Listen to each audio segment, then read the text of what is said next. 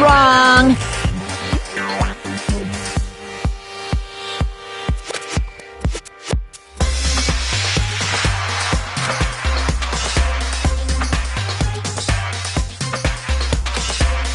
Whew. Boy, tough crowd. Stop talking. Okay. Hey! Hey!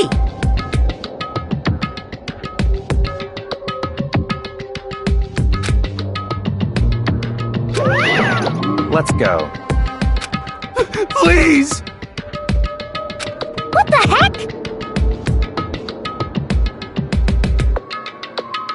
What the heck?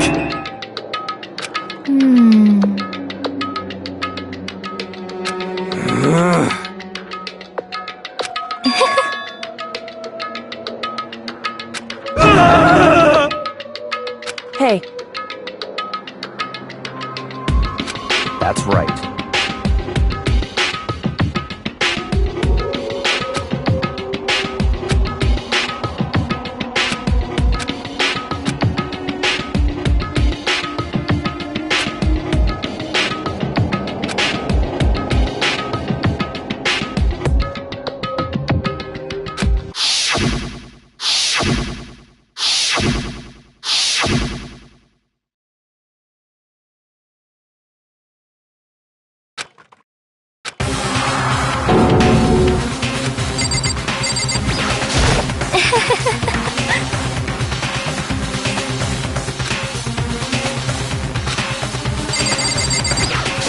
Hey.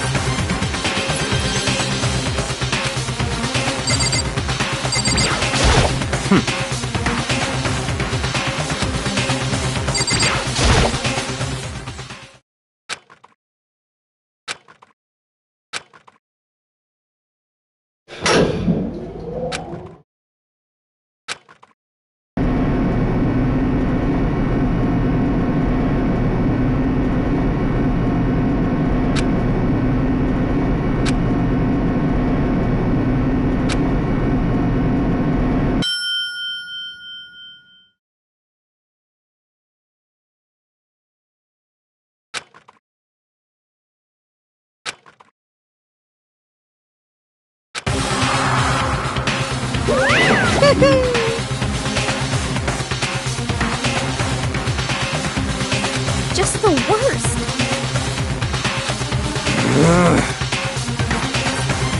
What? Come on.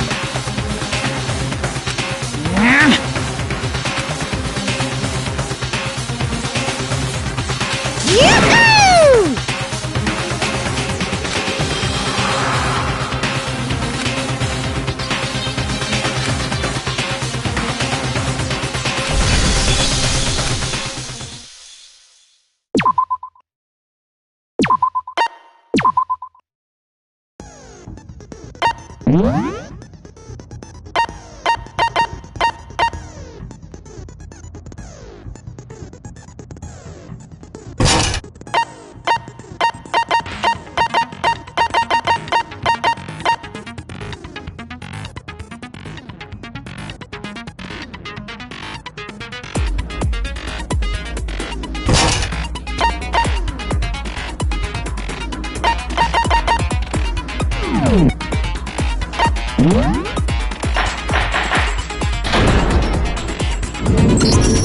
Let's begin with a basic explanation of the class trial. So, your votes will determine the results. If you can figure out who done it, then only they will receive punishment. But if you pick the wrong one, then I'll punish everyone besides the blackened, and the one that deceived everyone else will graduate. Now then, to begin with... We already know who did it! Was that? It was Hiro. He does not have an alibi for when the murders took place, and we found him in that suit. Don't try and deny it! You killed them! I didn't! Someone knocked me out! I was asleep the whole time! I don't know anything about it! Shut your murdering mouth, murderer! Who are you calling a murderer? I am sorry to say, Hero, but we do have evidence. Blueprint for the suit. Parts we assume were used to build it. And all of it was found in your room. You have to admit, the evidence is quite compelling. It points to you as having created the suit and wearing it while committing crime after crime. How many times do I have to tell you? I don't know!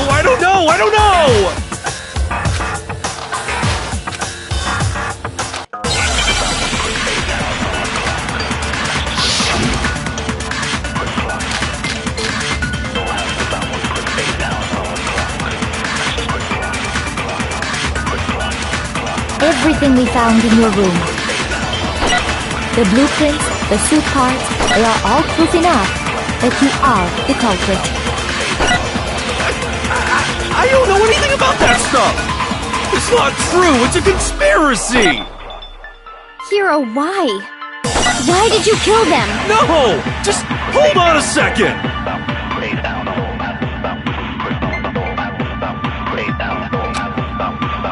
Everything we found in your room. The blueprints, the suit parts, they are all proof enough. No, he's wrong!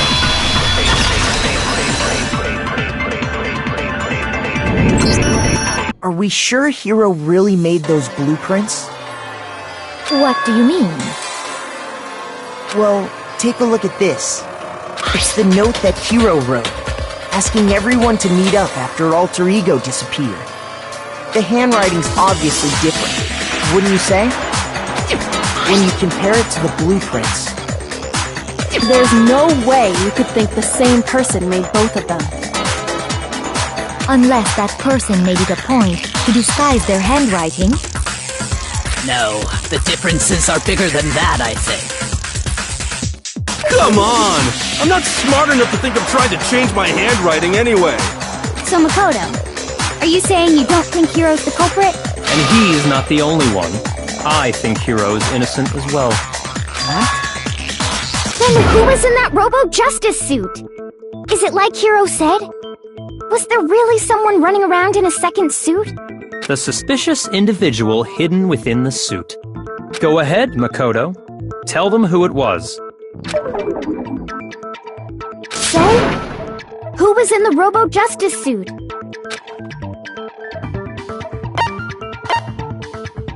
I got it! Other than Hero, I can't think of anyone else it could have been. Obviously, he was the one in that particular suit, and we never found any kind of second suit. Then there can be no doubt.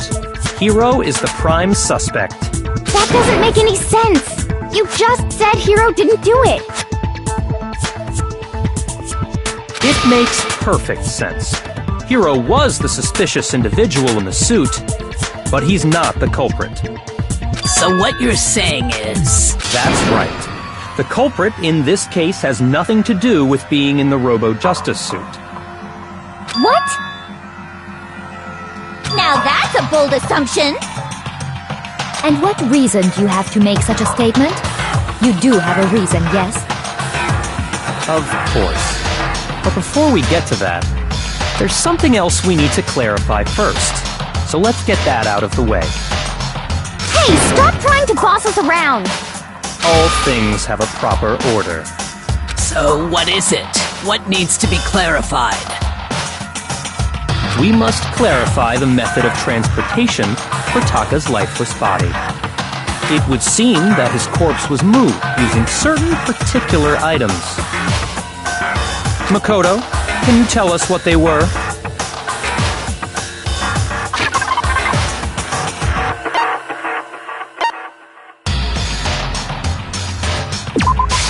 I got it!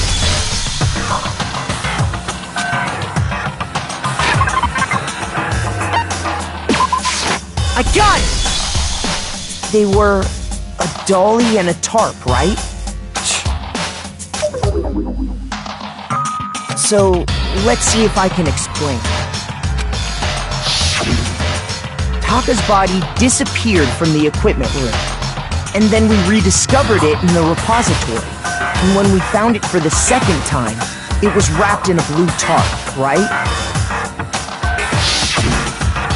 It was the same tarp that, up until then, was stored in the equipment room.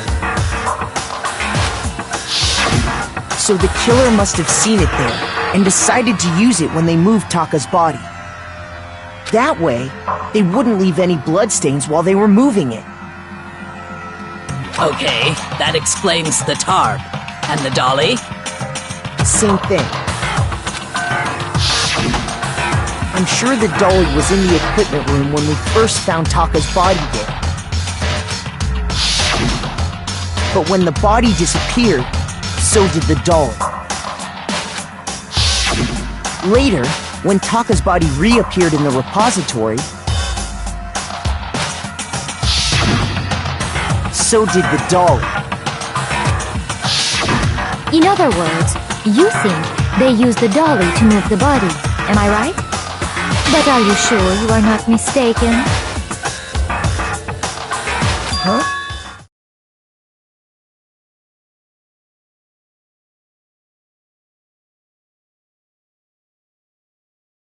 Are you absolutely positive the dolly was in the equipment room when we found Taka's body? That dolly was made specifically for moving large objects between the repository and the art room.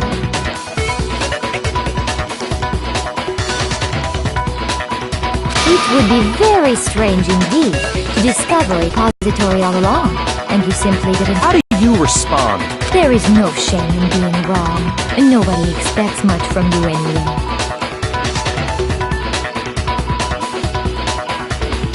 We have all accepted the fact that you rarely understand what is going on around you.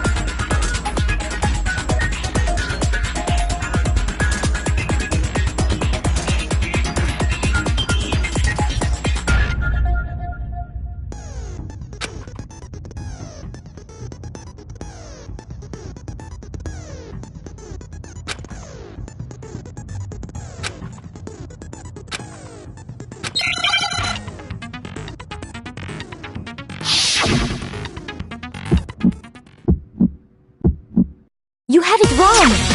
I cannot agree! You are a fool! So pathetic!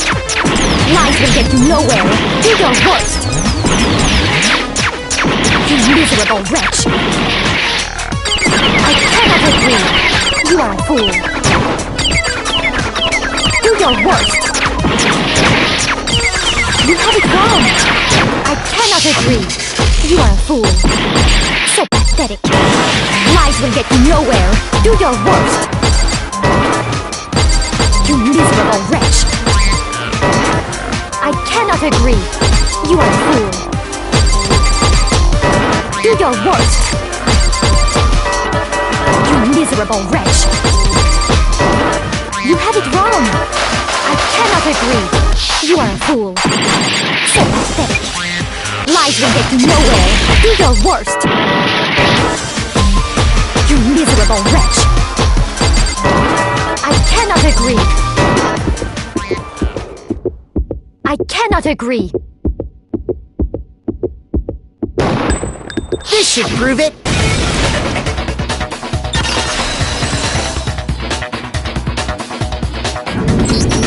If you're asking for proof that the dolly moved, I have it right here.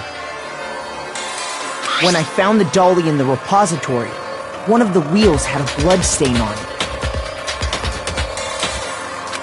There was a pool of blood in the equipment room with a tire mark in it that matched the dolly wheel's tread. The killer probably rolled the dolly through the blood on accident as they wheeled the body out of the room. And as the blood dried on the tire, they moved the body into the repository.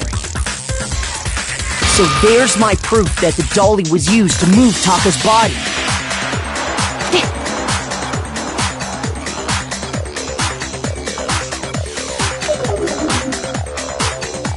Well, anyway, that was just something we had to get out of the way.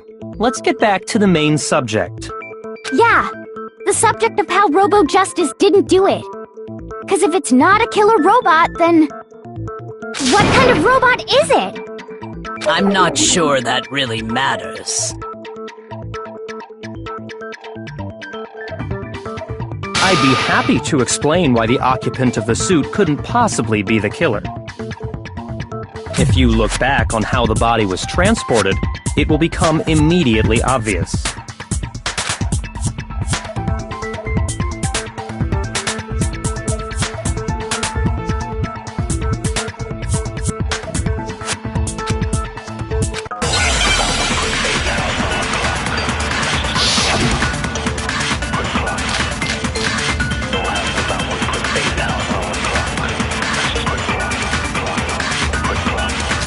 As we know, Taka was killed in the equipment room.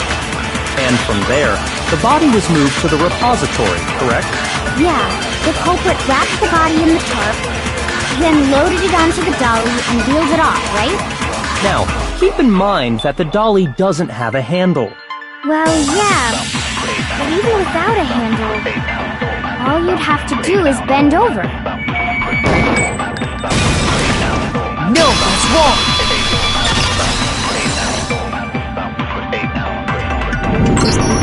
You're absolutely right that you could push a dolly without a handle if you stoop down low. But if you were wearing that suit, do you think you could actually get into a position like that? What do you mean? Think back to what you said when we were all checking out the suit together, remember?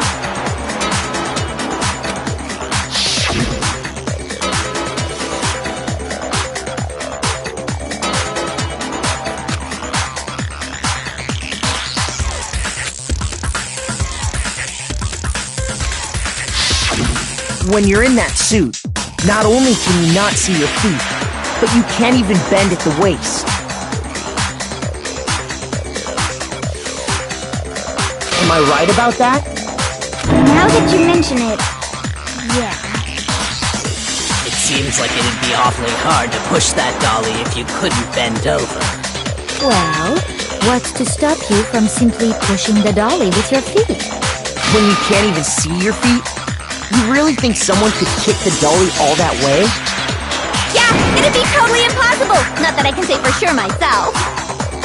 On top of that, if you were wearing such a rigid, cumbersome suit, it's very unlikely you would have the dexterity to go about wrapping the body in a tarp. Well, I mean, isn't that just a matter of taking off the suit when you're ready to move the body?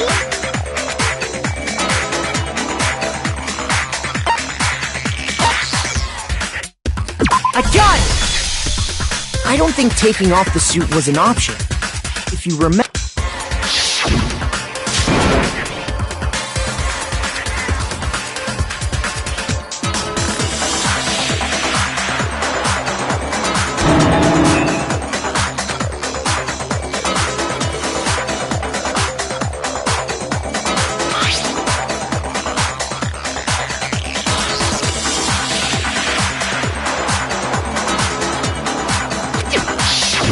That's true.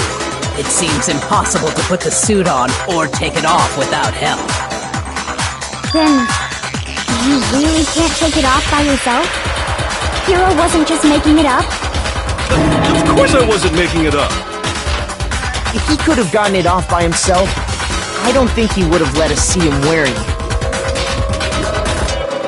Showing up in the suit was basically an invitation for everyone to suspect it. Yeah, that's right! So, it's really, really true that Robo Justice couldn't have moved the dolly? To be clear, whoever did move the body, it couldn't have been Hiro in the robot suit, correct? No, wait. Just a second, if you please. Have you forgotten about the picture that I took? You all got a good look at it, did you not? The image of Hifumi being dragged away by Robo-Justice? If whoever was in that suit is not the culprit, how do you explain that? Besides, do you remember what the now deceased Hifumi said?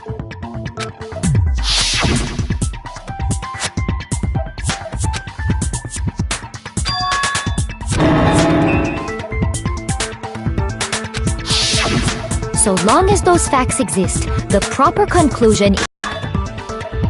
Yeah, that's gotta be right. Hold on a second! It's still far too early to reach that conclusion. Besides, there's no hurry to decide who did it. Before we rush to a verdict, shouldn't we explore every single possibility? Instead of seizing on one viewpoint, the truth is uncovered by analyzing things from every angle. Perhaps, but where do we go from here? Let's review this series of unfortunate events from the beginning. Maybe we'll uncover something new. What a pain in the ass! I don't disagree, but our lives are on the line. If this is what it takes, we have to do it.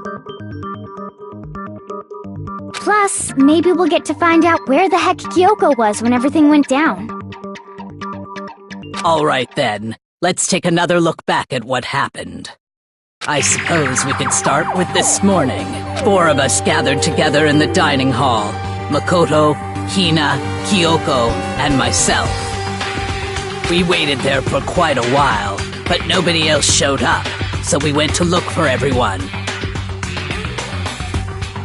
That was around 8 a.m. And as soon as we split up, Kyoko went missing. Soon after that, Hina found Celeste in the rec room and quickly came to get Makoto and me.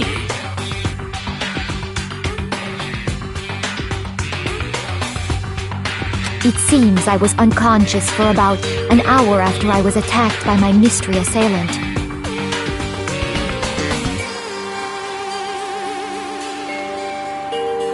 I know it was an hour because I remember being attacked a little after 7. That was when we saw Celeste's picture and discovered that her assailant had been wearing a strange costume. As it turns out, it was Robo-Justice. It also soon became clear that this same Robo-Justice had abducted Hifumi. We were soon joined in our search by Byakuya and Toko, and then went on to find Hifumi in the library. He was injured, so we took him to the nurse's office and resumed our search for the suspect. But not long after leaving the nurse's office...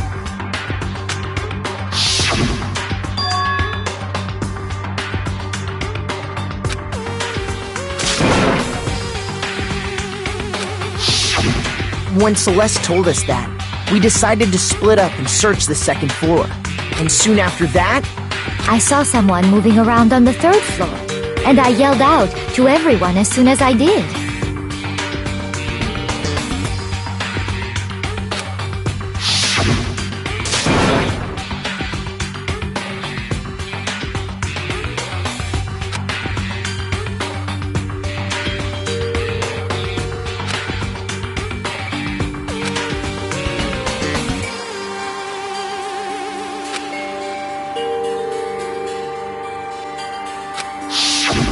and then...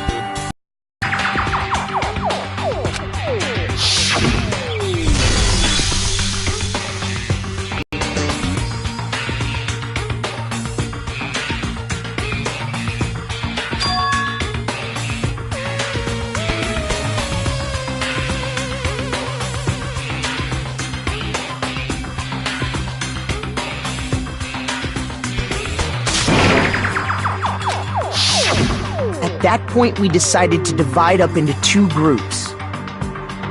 Celeste, Hina, and I went back to the nurse's office. while Sakura, Byakuya, and Toko chased after the suspect.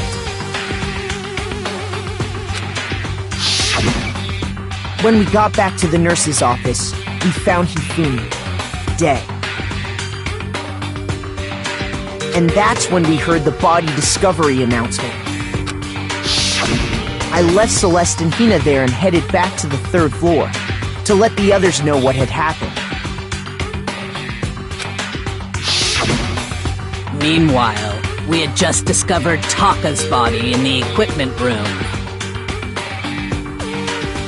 We must have found both bodies at almost exactly the same time. Because we heard the same announcement not long after we discovered his body.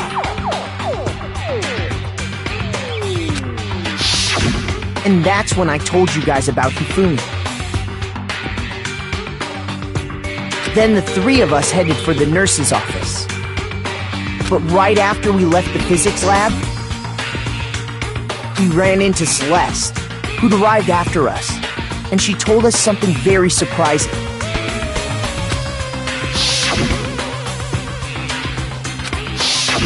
We rushed back to the nurse's office and saw that she was right. Then we remembered we'd left Toko passed out in the equipment room, so we hurried back again.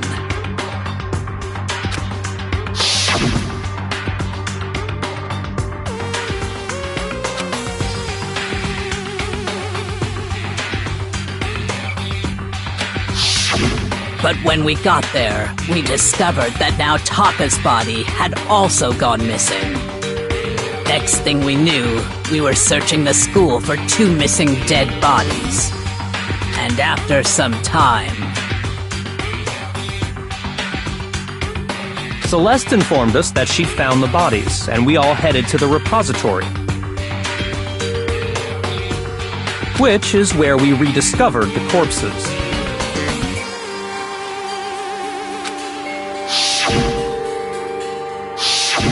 I think that about covers it.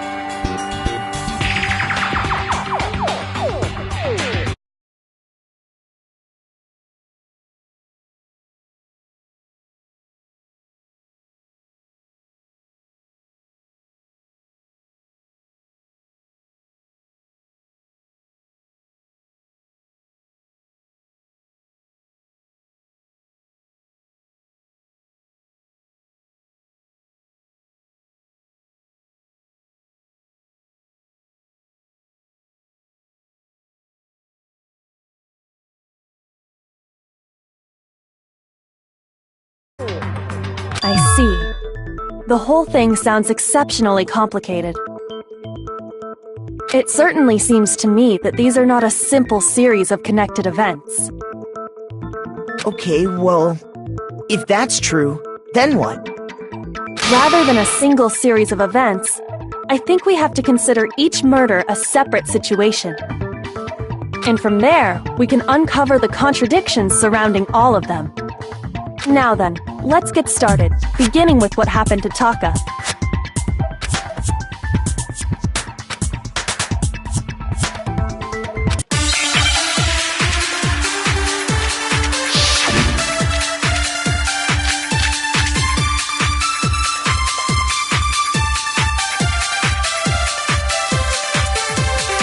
So, regarding Taka's death, I wonder if he died before Hifumi. Or perhaps it was after? We already know what order they were killed in. Taka came last. What makes you say that? Because of the numbering of the Justice Hammers. It's true that Hifumi was killed with Justice Hammer 3, while Taka's death came from a swing of Justice Hammer 4. See? So it's obvious Taka came after.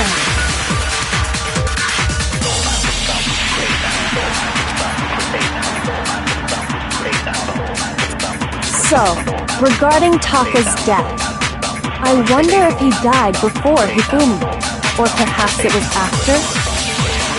We already know what order they were killed in. Taka came last. What makes you say that? Because of the number. It's true that Hifumi, while Taka's death... See? So it's obvious Taka came after.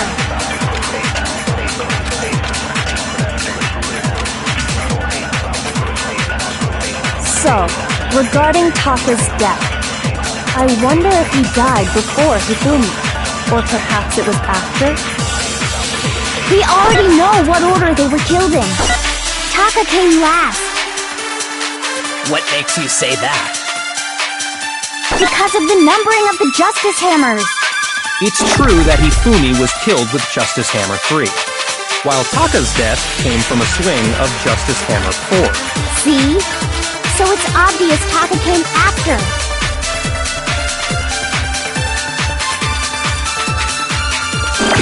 So, regarding Taka's death, I wonder if he died before Hifumi, or perhaps it was after? We already know what order they were killed in. Taka came last. What makes you say? Because of the number. It's true that while Taka's death. See? So it's obvious Taka came after. So, regarding Taka's death, I wonder if he, or perhaps it was. We already know what order they were killed in. No, that's wrong.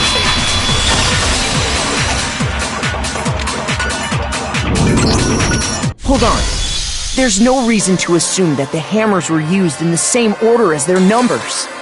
If anything, that's just another way the killer tried to disguise their actions.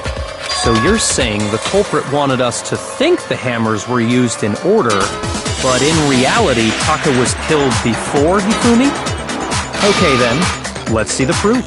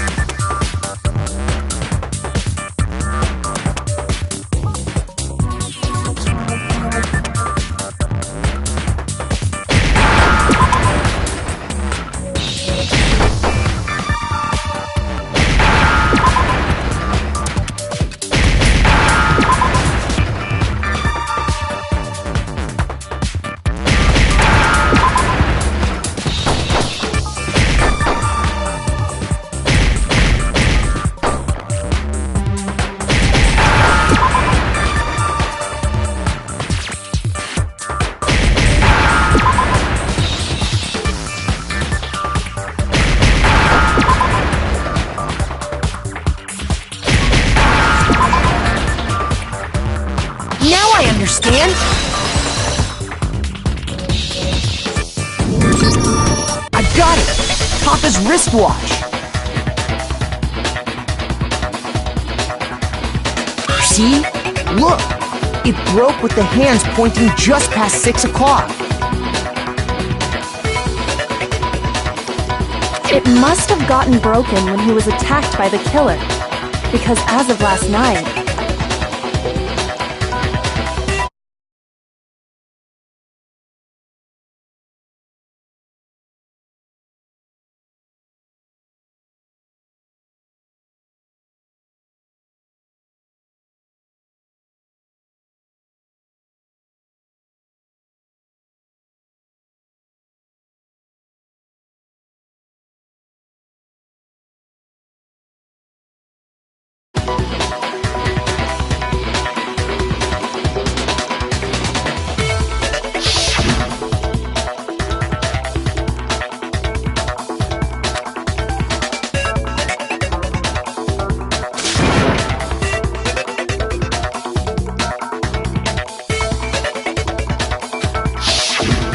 so if it wasn't broken after 6 last night, then he must have been attacked around 6 this morning.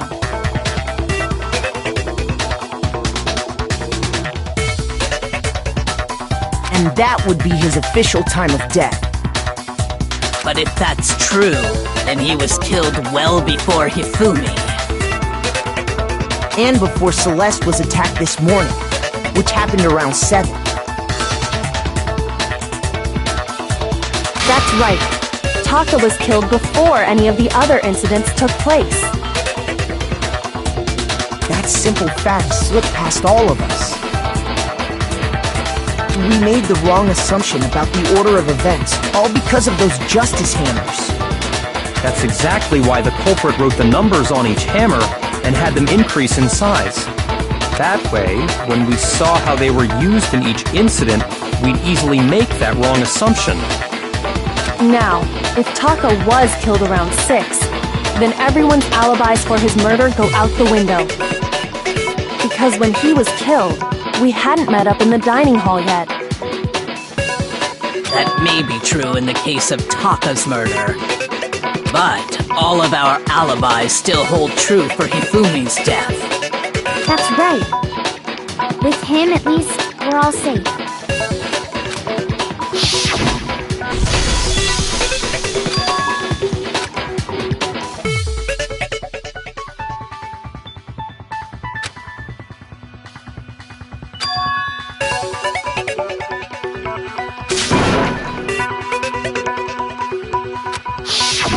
When we heard Hifumi screaming, we were all together. Except for Hiro and Kyoko. Then we all ran down to the nurse's office, and that's where we found his body. That's totally true! We're all in the clear!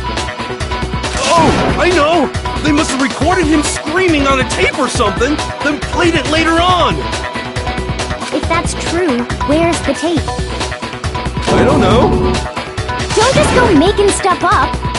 Anyway, we all have rock-solid alibis for when we heard Hifumi scream. Since all of us were there together, clearly none of us could have killed him. And it does not stop there. There was also the moment when we discovered his body had disappeared. When his body vanished from the nurse's office,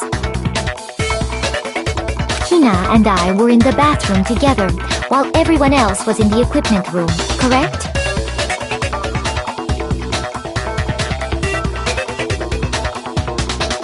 And then there's the disappearance of Taka's body from the equipment room.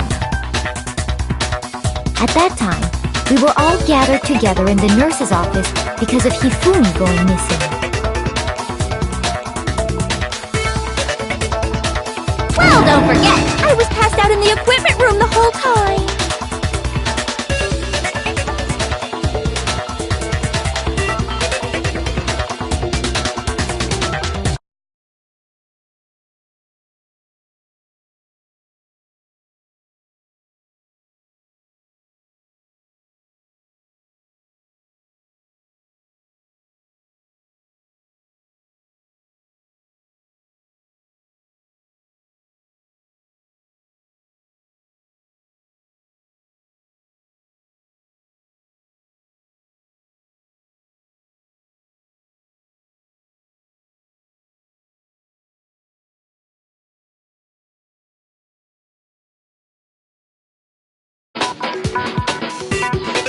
Wait, then what if Genocide Jill did it? She could have dragged Taka's body out of there right then! Even if she could pull that off, there's no way she could have done the same with Hifumi's body. Because, as we just established, she was passed out in the equipment room when his body disappeared. Besides, I didn't do either of them anyway! In other words, it is impossible that any of us could have killed Hifumi or moved either of their bodies. On the other hand, Hiro and Kyoko had disappeared, so they most certainly could have done those things. So what now, Kyoko? For now, we can't get fixated on who did it, or we'll just keep going around in circles. So instead of who, I propose we start talking about how. In particular, I think we need to figure out how Hifumi's body got moved. That's true. We searched everywhere, but we couldn't figure out how to explain his body disappearing. And according to what Celeste said,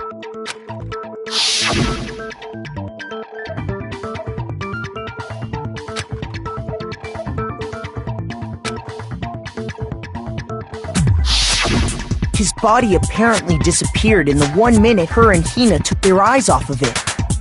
But to carry that much weight from the first floor up to the third in that short amount of time? Oh man, yeah! There's no way! It'd be impossible! Well, What if I told you there was a way to make the impossible possible? What? How? If the dead body were to move itself. The dead body moved on its own? No! Not another... ghost! I don't think it has anything to do with the occult. I think what she's implying is, we thought Hifumi was dead, but perhaps in reality he was still alive. He was alive? Are you saying Hifumi wasn't carried out of the nurse's office, but simply walked out on his own? But I mean, we found his body. He was dead. Perhaps he was simply playing dead. That it isn't possible.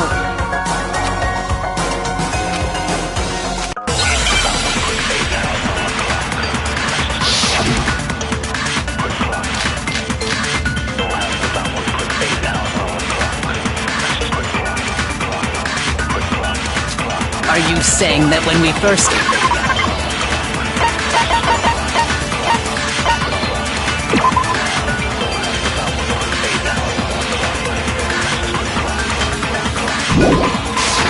found Hifumi in the nurse's office, there's a chance he was actually still alive? No, it is impossible. Hifumi was dead, without a doubt. And you know that how? Surely you heard the body discovery announcement along with the rest of us. Hifumi's dead body had been found. And that is why the announcement was made. Are we really so sure about that? Maybe the announcement was intended to signal someone else's discovery.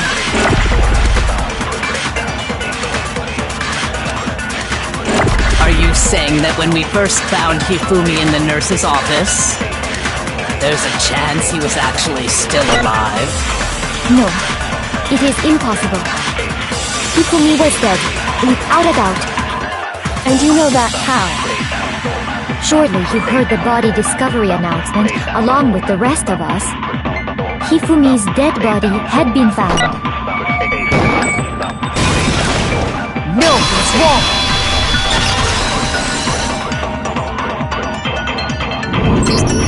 Was the body discovery announcement that was made really intended for Hifumi? Of course it was. The announcement played right after we discovered his body. Maybe. But that was also the same time that Taka's body was found. That's right. It wasn't long after finding his body that we heard the announcement. So there's a good chance we made a mistake in there somewhere. I think we've confused whether the announcement was for Hifumi or Taka. First of all, if two bodies had been found, there really should have been two announcements. Maybe Monokuma simply got lazy and rolled them together into one. What do you say, Monokuma? Any comment? Well, it's a very sensitive issue, so I can't go into too much detail. But what I can say about the body discovery announcement is that it's only broadcast when 3 or more people find a dead body for the first time. That didn't answer our question, man. We're asking if you're a lazy bum. No, actually, that was plenty. He said it's only broadcast when a body is discovered for the first time, which means, even if we find the same body again later, he won't make the announcement again. If that's true, then why was the announcement made again later on? Huh? Later on? Exactly. We heard the body discovery announcement twice. We discovered the two bodies.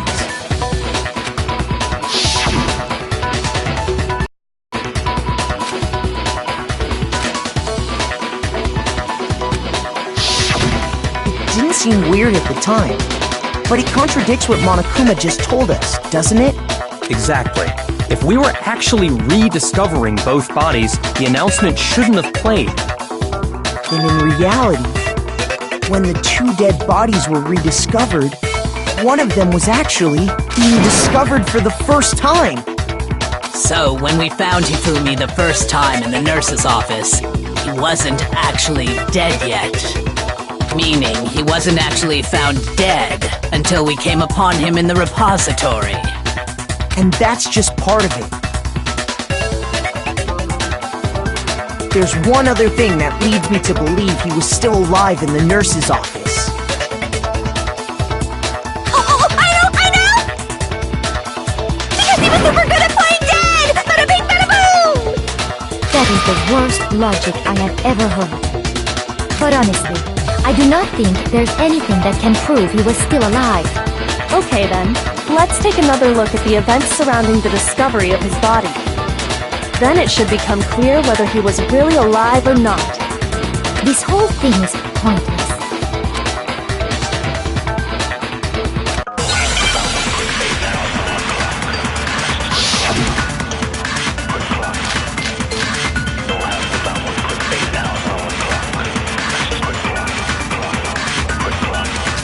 Well, here's one thing we do know.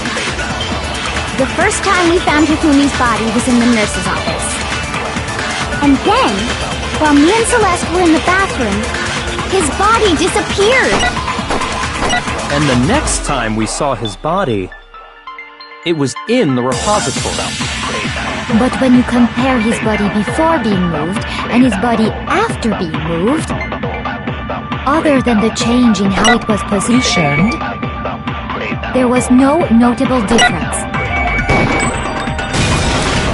No, it's wrong!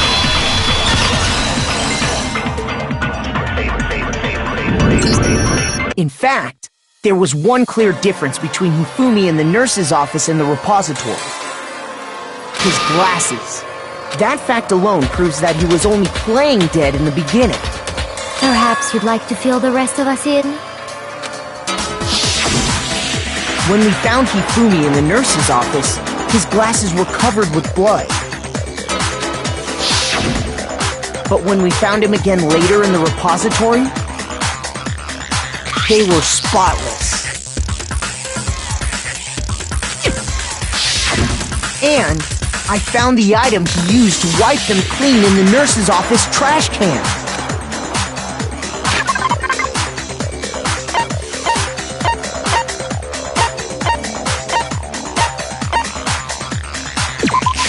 I got it!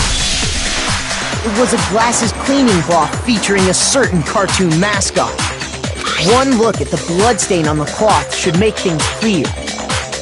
This piece of cloth was used to wipe Hifumi's glasses clean. And the mascot on the cloth is the same one that's on the digital camera, right? And whose digital camera was it? Hifumi's, of course. The character was Princess Piggles from Demon Angel Pretty Pudgy Princess, I think. I highly doubt anyone but Hifumi would have brought something like this to school. I see your point. And the only people here who wear glasses are... I wouldn't be caught dead using a tacky piece of garbage like that. A few tissues is all I need to keep my glasses clean. Then there's no question. It belonged to Hifumi. So what you're saying is... What I'm saying is, the blood on his glasses was wiped away using his own glasses cleaning cloth. Even if that is true, it does not mean he wiped the blood off himself. But who would benefit from a clean pair of glasses other than the glasses owner? That's a good point. And it must have been him, right? So let's assume that Hifumi was still alive in the nurse's office. He pretends to be dead. Then when he's alone, he wipes his glasses clean so he can see. Then he stands up and walks out on his own 2 feet. And with that, the impossible task of moving his copious corpse becomes possible, wouldn't you say? But then, if he was just pretending to be dead...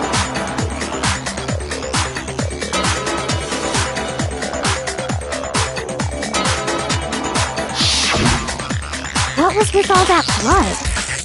Was it paint or something?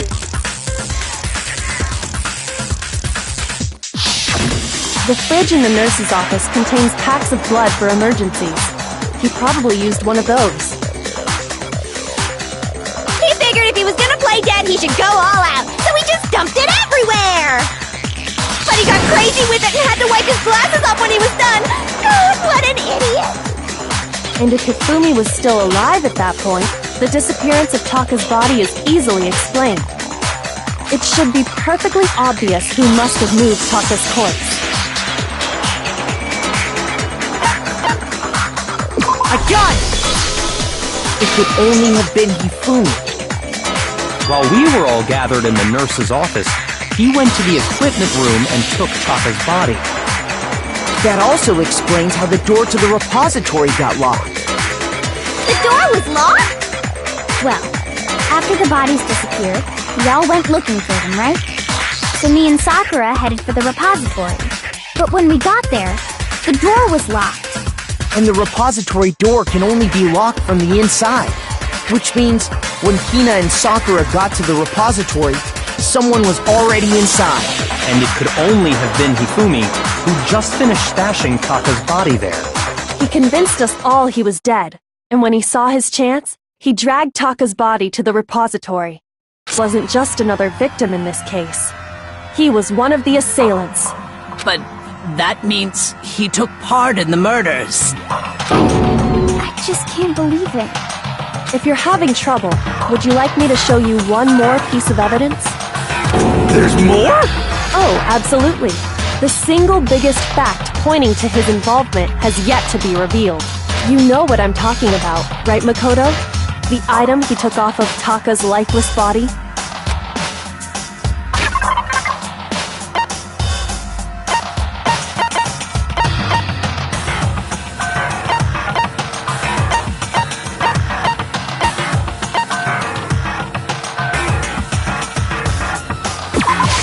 I got it! You're talking about the note Hifumi had hidden away, aren't you? Hidden note? That's right.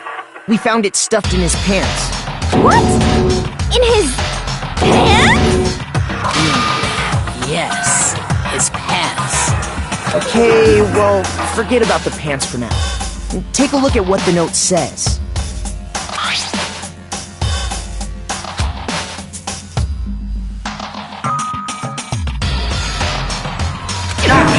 That's the note I was telling you about. The one that told me where to go. Huh? Wait, this one's a little different. In my note it said, Monokuma can't find out, so don't tell anyone else for now. Let's meet in the rec room at 1 a.m. I see. Then this note isn't the same one Hiro got. It's not the same? In other words, the killer got in touch with another person besides Hiro. And that person could only have been... I got it! That's right!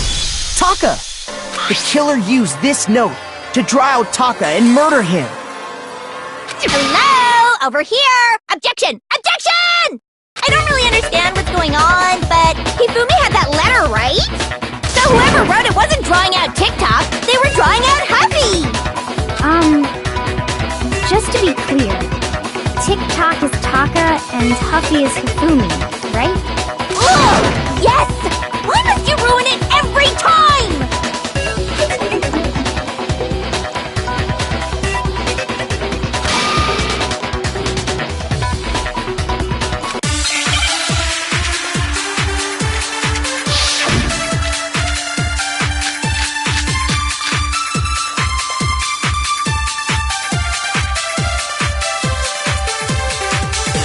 Huffy had the note, right? Then the person it was intended for must have been Huffy! But remember what the note said. What time did it say to meet? 6 a.m., I believe. The time doesn't matter! The note has nothing to do with TikTok!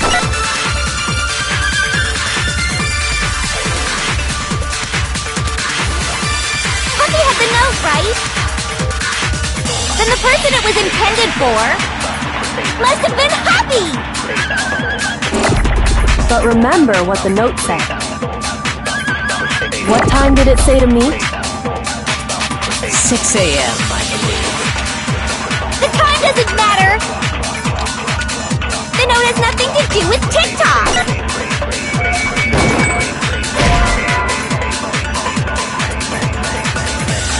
Shoot!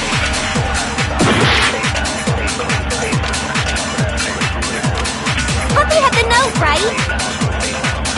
Then the person it was intended for must have been Hoppy!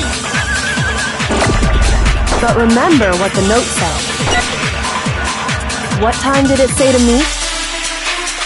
6 a.m., I believe. The time doesn't matter! The note has nothing to do with TikTok!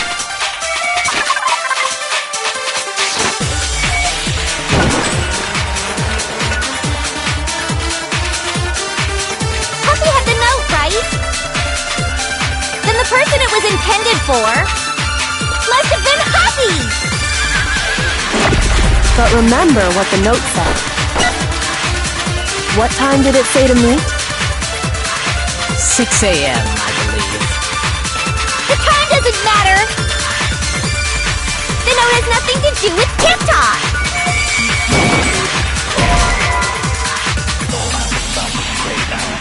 Shoot! Puppy had the note, right? Then the person it was intended for must have been Hoppy! But remember what the note said. What time did it say to meet? 6 a.m., I believe. The time doesn't matter! The note has nothing to do with TikTok! No, it's wrong!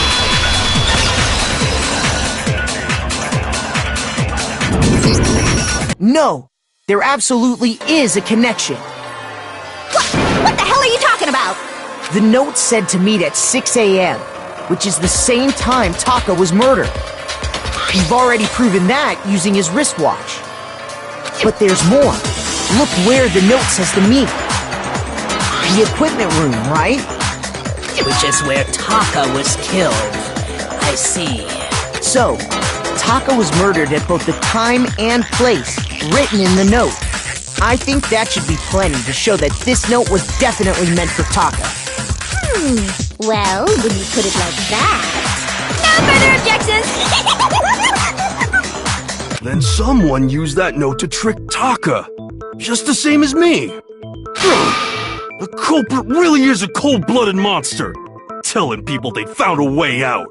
But if they gave the note to Taka, what was Hifumi doing with it? Stuffed down his pants, no less! Most likely, Hifumi stole it off Taka's corpse after he died. Huh? He stole it? Where's your proof? Go ahead, show us.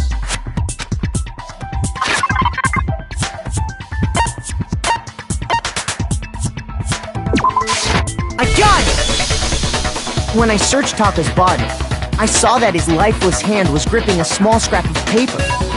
If I'm right about this, the sheet of paper this piece came from is... I knew it! It fits perfectly with the note we found hidden on Hifumi. Then Taka's scrap and Hifumi's note... Yup, they're from the same piece of paper.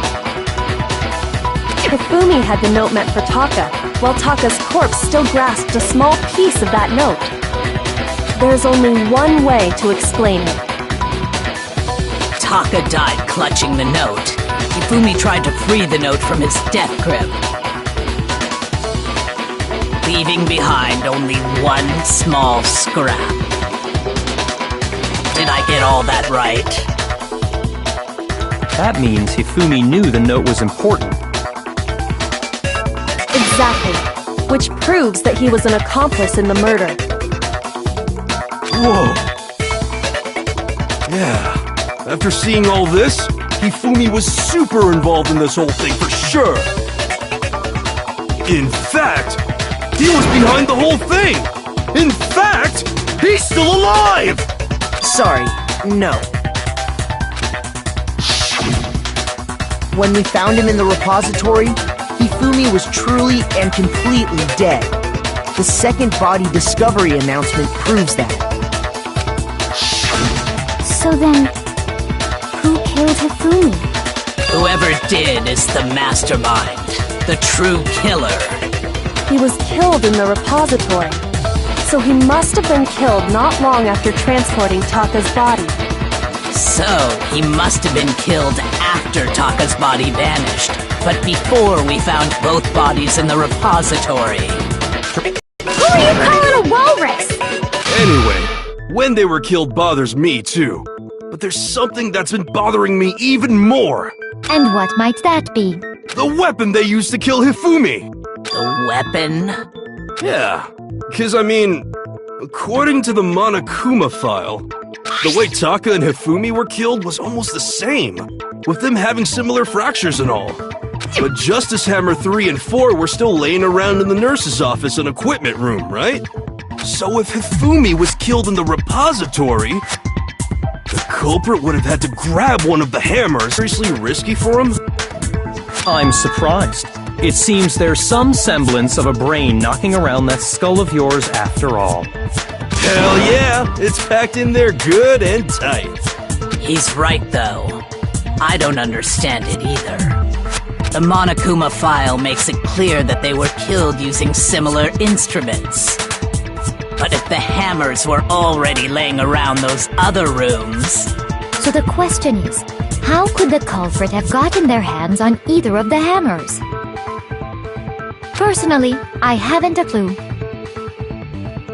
So which hammer was used to attack Celeste? Number 1 or number 2? Those were accounted for in other rooms too.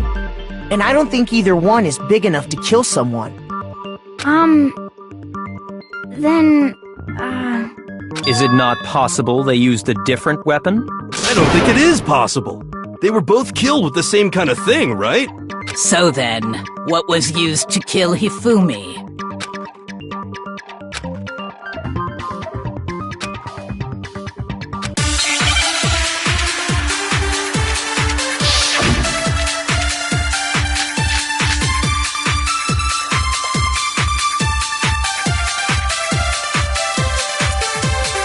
What was used to kill Hifumi? Was it Justice Hammer 3? Maybe Justice Hammer 4? Well, whatever it was, there's one thing we have to figure out. How was the culprit able to move around so freely with the weapon? How did nobody witness them carrying it? Sounds like a Justice Hammer 5 is about to make its appearance! Check out murdergear.com/hammertime for more info! Well, one thing seems pretty clear. The murder weapon had to be one of the Justice Hammers! No, that's wrong!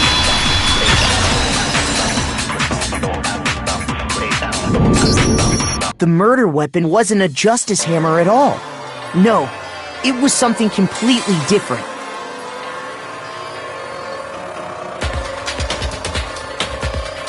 But, seriously? A different weapon?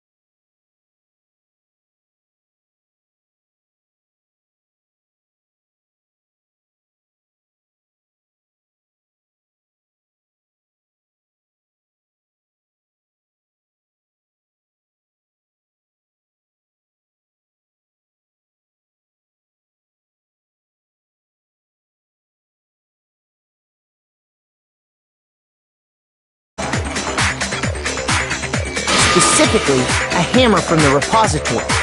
The killer could have easily used that to kill Hifumi. Now, all the hammers in the repository were covered in flecks of grit and debris. But for some reason, one of them had been scrubbed clean. Huh? And the reason it had been scrubbed clean was most likely because it was used to commit murder. If the hammer got covered in Hifumi's blood, of course they'd have to clean it off. I'd also like to point out that the repository has all kinds of hammers. Big ones, small ones, and even some flat mallet-like ones.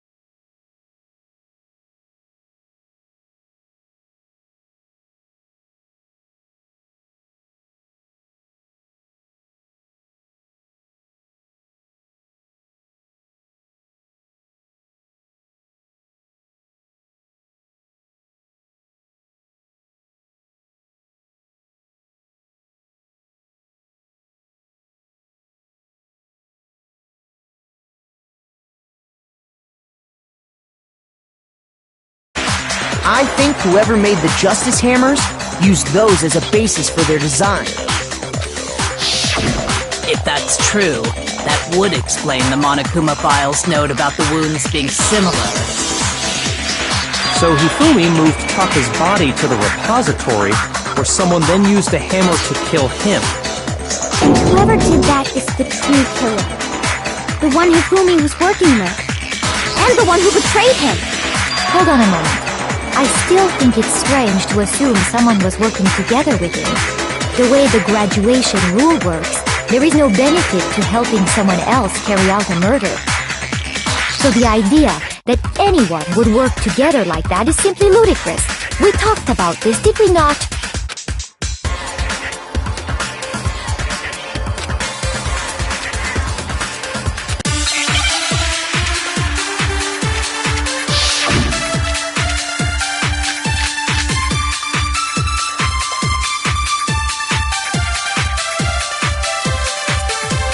Based on the rules that have been laid out for us, even if more than one person is complicit in the murder, only the one who actually carried out the act can graduate and survive. Assuming the rule holds true, it is simply impossible that two people work together on this. That is how the rule was explained to us. But that only really applies if there's one murder, right? In this case, however, there were two murders.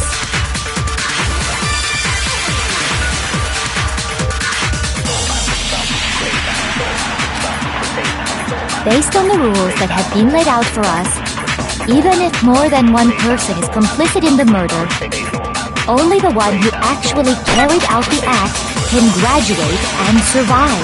Assuming the rule holds true, it is simply impossible that two people work together on this.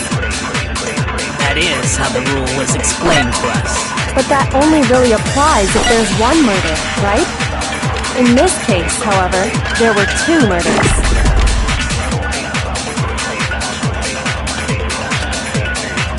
Based on the rules that have been laid out for us, even if more than one person is complicit in the murder, only the one who actually carried out the act can graduate and survive. Assuming the rule holds true, it is simply impossible. No, that's wrong!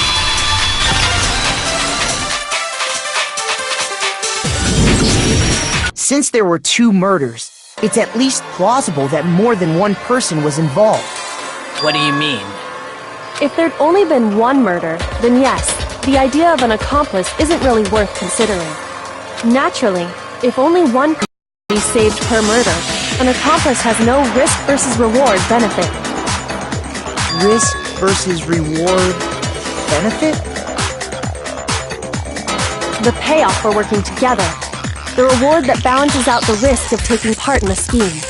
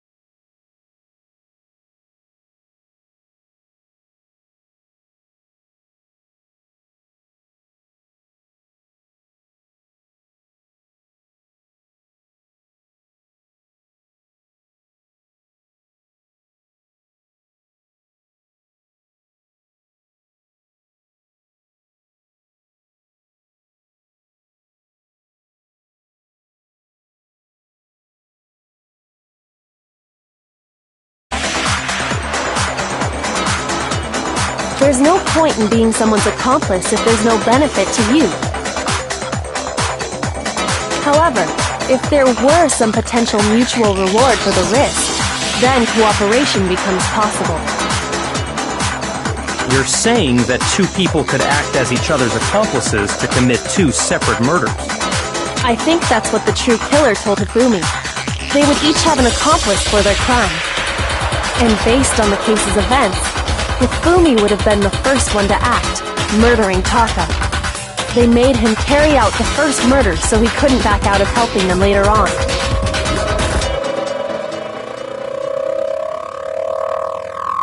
So in this case, there wasn't one single person committing multiple murders.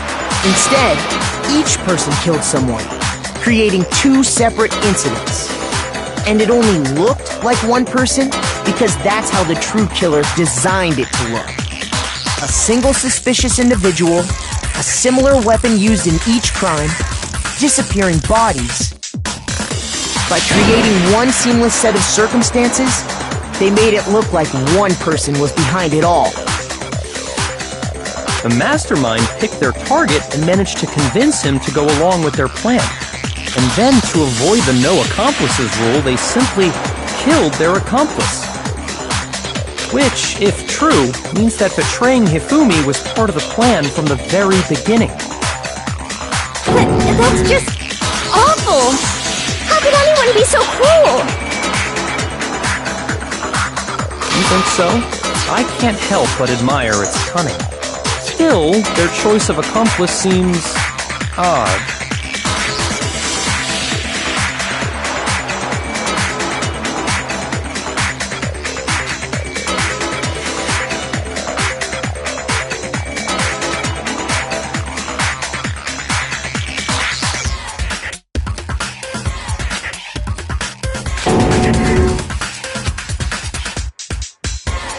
I understand how an accomplice could be involved, but then who was the one pulling Hifumi's strings? That's problem numero uno right now!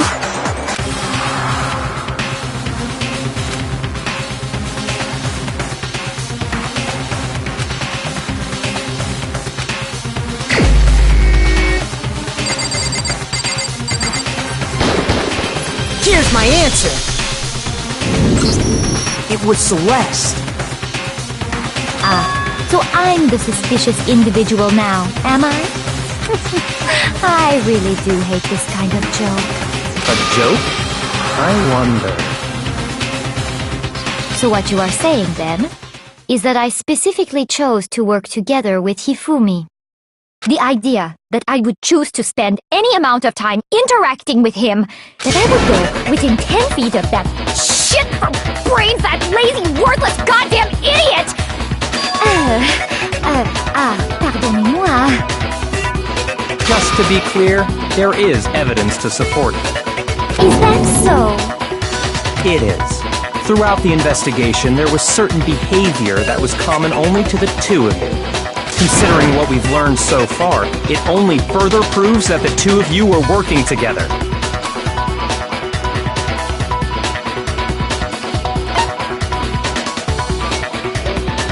I got it! The behavior they had in common has to do with the suspicious individual in the suit, doesn't it? The only ones who ever actually saw Robo-Justice firsthand were Celeste and Hifumi. Shush, the adults are talking now.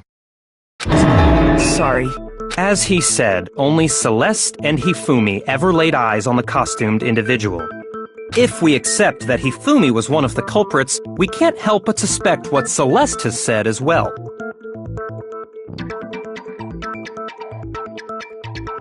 Are you saying everything they told us was a lie?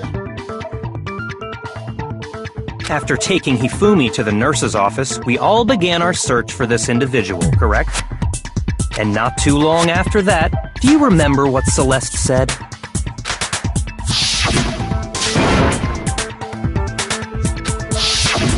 We headed to the second floor specifically because of what she claimed to have seen.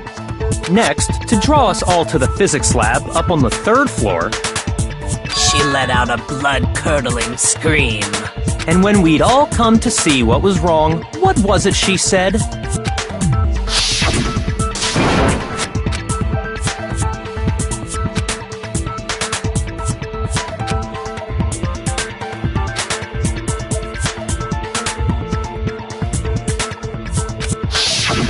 Once she'd done her job of getting us all up to the physics lab, it was time for her partner to get to work.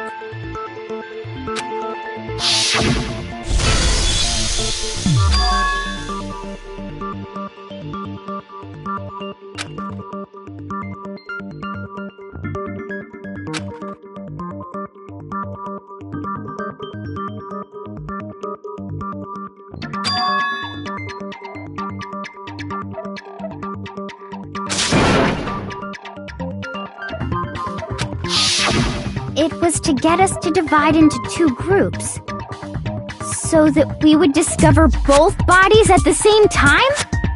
In fact, Celeste was precisely the one who proposed that we split up.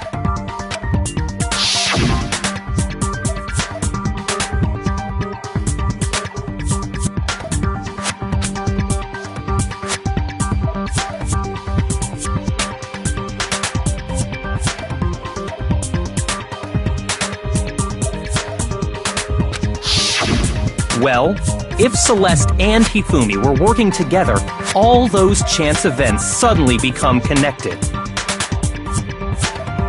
And on top of that, that piercing cry of yours early on.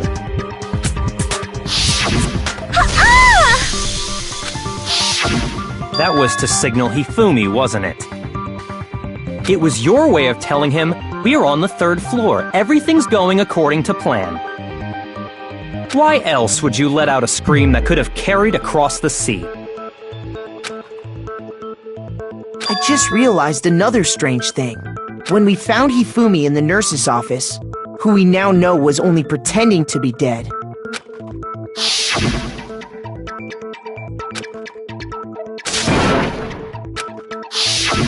Celeste, you were the first one to say he'd been murdered. You wanted to make sure we wouldn't have any doubt in our minds. I don't believe it! Everything, the whole thing was one big act! Hina, you were with Celeste when Hifumi's body disappeared, right? Yeah.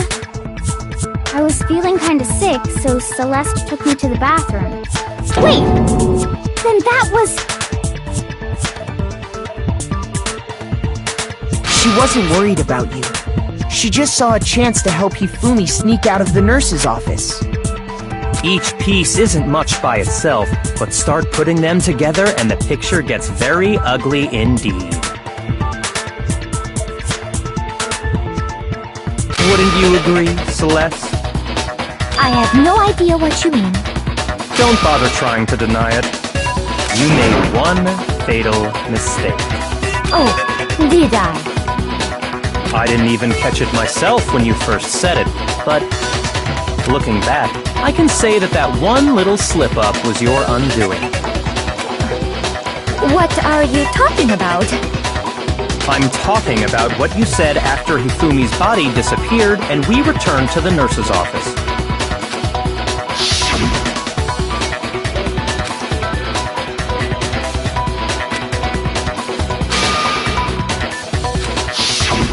I remember her saying that too, but I don't understand what's so strange about it.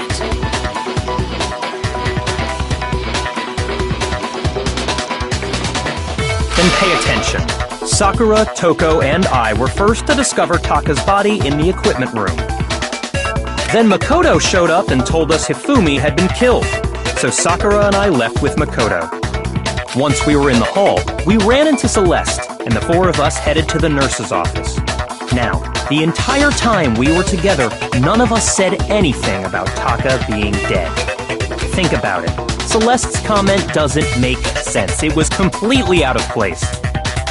Yeah, I see what you're talking about. Although I don't really get what it means. You hear that, Celeste? Everyone's having some trouble understanding. Could you repeat what you said? If you're really not the culprit, you shouldn't have any problem repeating it, right?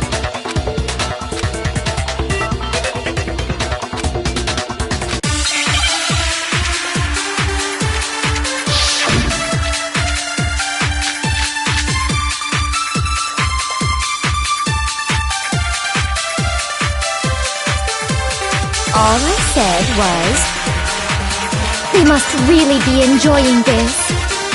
Enjoying the sight of us standing around, frightened and confused. They must be positively elated. We are all going to die here. We are going to die, just like those guys died. And that is all I said.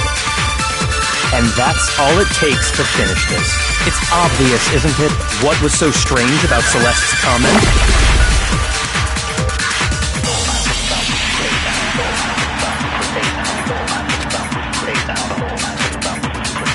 All I said was, they must really be enjoying this.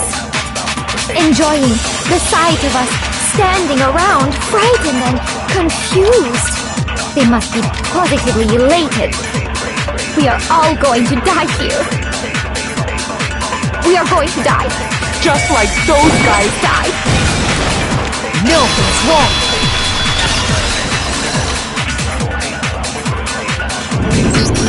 That's right. There's no reason Celeste should have said, just like those guys died. When she said that, none of us had told her Taka was dead. Exactly.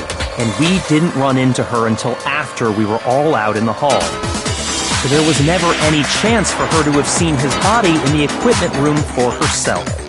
So how did you know, Celeste? How did you know more than one person had been killed? And how did you know they were both guys? Because Kyoko had also disappeared, right? So she could have been dead too. You all have such vivid imaginations. You know that? Imaginations? You claim that I was lying when I told you about the suspicious person I saw. Then what about the picture I took? How do you explain this picture of the costumed villain dragging Hifumi away?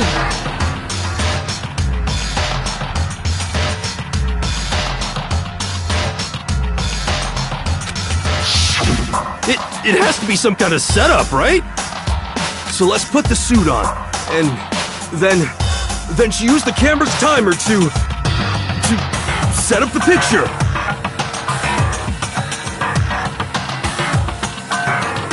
Have you so quickly forgotten? You are the only one who could have possibly fit into that suit. Plus, I happen to know that this particular camera does not have a timer.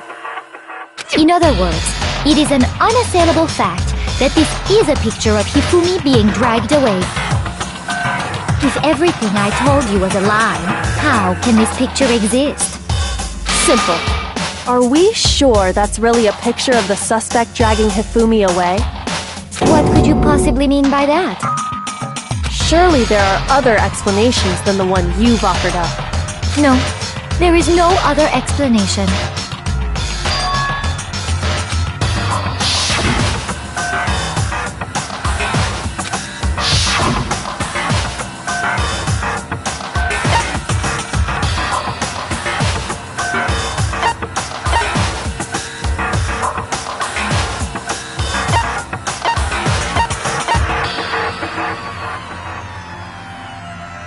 I got it! It's not a picture of the suspect dragging Hifumi away.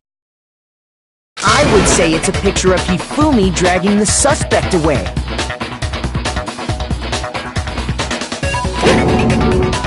That's certainly within the realm of possibility. The one being dragged off in that picture isn't Hifumi, but the person in the robot suit. We've simply been led to believe that it's the other way around. And the strange costume might only exist to lead us astray even farther. If you saw someone wearing something like that in this situation, of course you'd notice and be suspicious. That's what happened! You put me to sleep and made me out to be the bad guy in all this!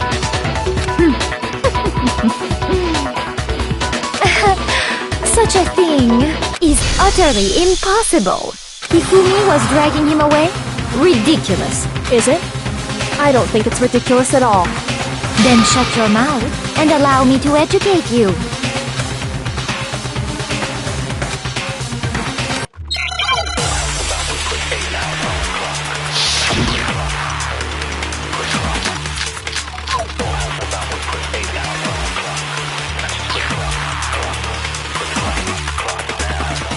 Dressed me up in that suit after I passed out. Then you just draped me across Hifumi and had him carry my weight. You tried to make me look like the bad guy. Like I said, ridiculous. As you can see in the picture, the suspect is standing perfectly upright. If the person inside the suit was unconscious, there's no way they could stand up straight like that. Shoot! You dressed me up in that suit after I passed out. Then you just draped me across Hifumi and had him carry my weight. You tried to make me look like the bad guy. Like I said, ridiculous. As you can see in the picture, the suspect is standing perfectly upright. If the person inside the suit was unconscious, there's no way they could stand up straight like that. Then the fortune-telling idiot is the culprit after all! No way!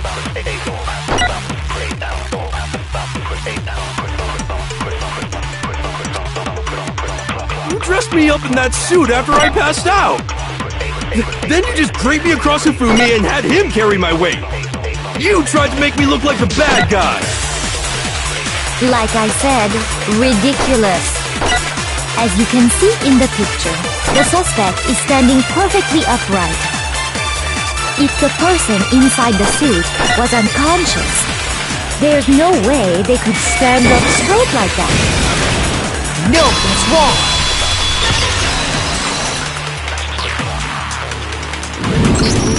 No. Even if the person inside the suit were unconscious, they could still stand up like that, because that Robo-Justice suit had a certain characteristic.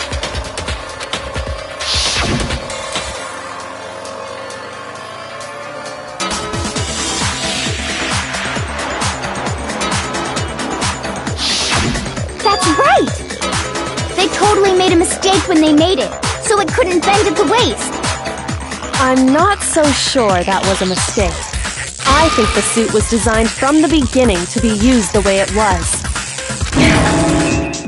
Celeste and Hifumi took the suit they'd specially designed and stuffed Hiro into it. That's how they were able to fake that whole thing. The point of it all was to make us believe whoever was in the suit was to blame. Well then, I suppose this is checkmate. Checkmate?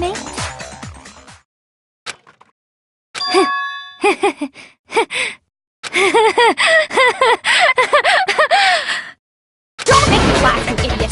What do you mean, checkmate? Celeste?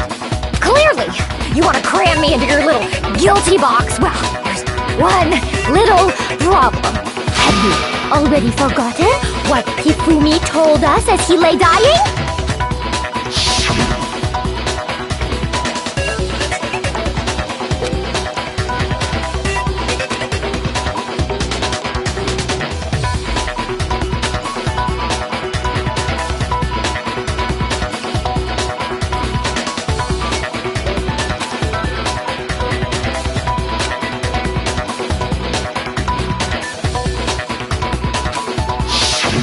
When we asked him who had attacked him, his answer was quite clear, was it not? He said, and I quote, Yasuhiro. In other words, Yasuhiro Hagakure! Right! But my name isn't really Yasuhiro! It's actually Taro!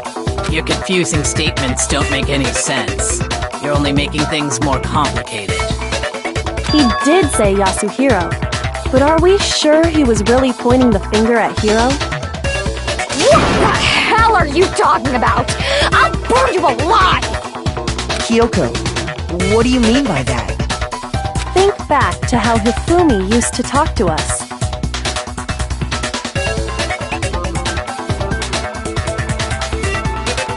How did he refer to each of us? I got it! That's right! Our last names! He called us all by our last names! Exactly. I know I heard him say Mr. Naegi more than once, for example. So if Hifumi did mean to say Hiro's name, he would have said his last name, Hagakure. I'm sure it was just incidental. By chance, his first name. Indecent? Don't talk. Random chance. Now isn't that a convenient explanation? No, there's no reason to think he would have said the name any different than normal. But he must have run out of energy before he could say any more. So Hifumi was trying to tell us the last name of whoever killed him? But the name he said doesn't apply to anyone here. Well, no. Hold on. There's one person it could apply to, and that's Celeste. She never actually told us what her real name is. What did you just say? To think you'd take your false accusation so far, I don't know whether to laugh or spit!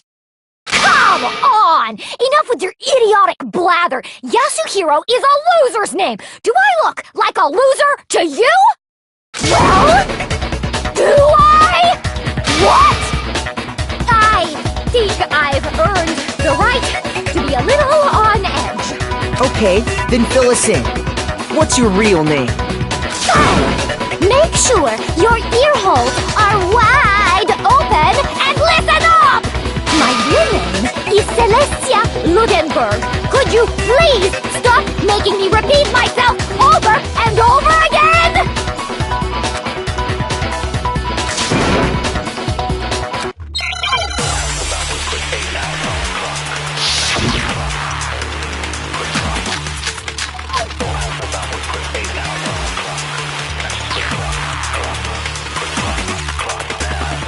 Hifumi was trying to tell us something.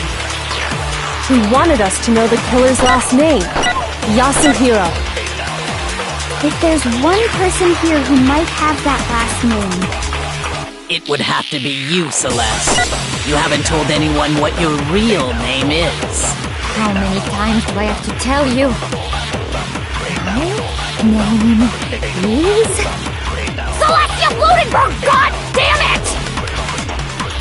How long do you plan to go on pretending? I'm not pretending. It's the truth. And since you have no way to contradict me... No, it's wrong!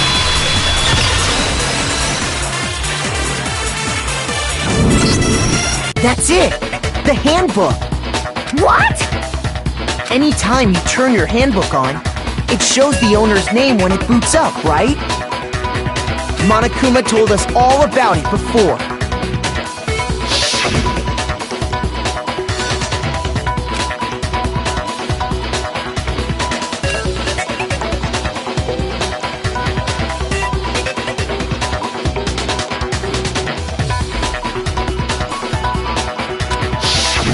So all we have to do is check her handbook, and that'll clear up everything.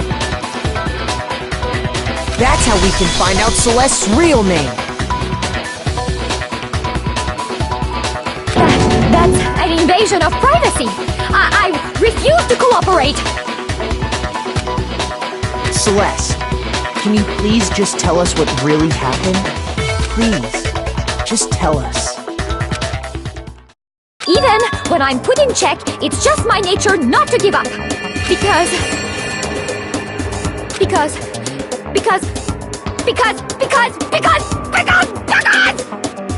until the game's over, you never know what might happen. Fine then. Let me settle it. Let me go over the case again, from the beginning, and shed light on all your crimes. And that'll bring everything to an end.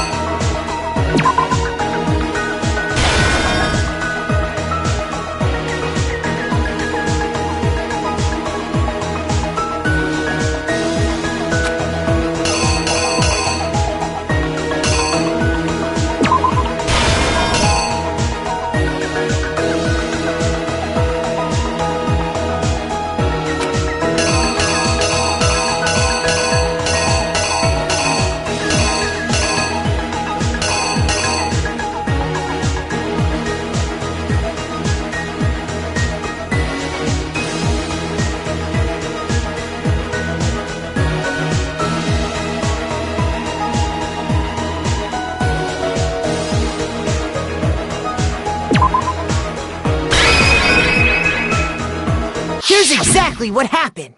Before anything, the killer persuaded someone to help carry out the murder. And that person was... Hifumi. With an accomplice, the killer was able to execute a number of otherwise impossible schemes.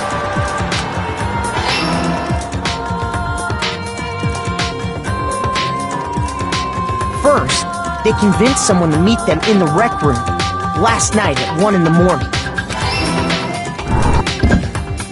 That someone they met with was Hiro. The murderous duo intended to pass Hiro off as the prime suspect. So when they met up with him, they drugged him, knocked him out, and stuffed him into the Robo-Justice suit.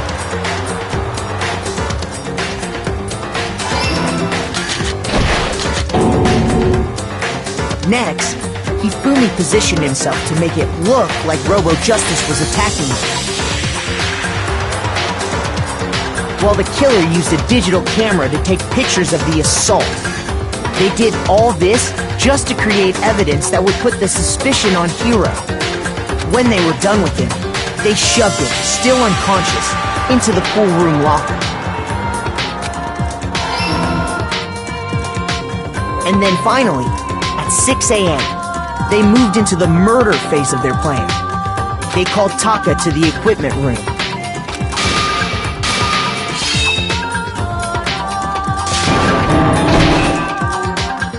And that's where Hifumi killed him, making it the scene of the first murder. The murder weapon was Justice Hammer 4, which was left there in the equipment room.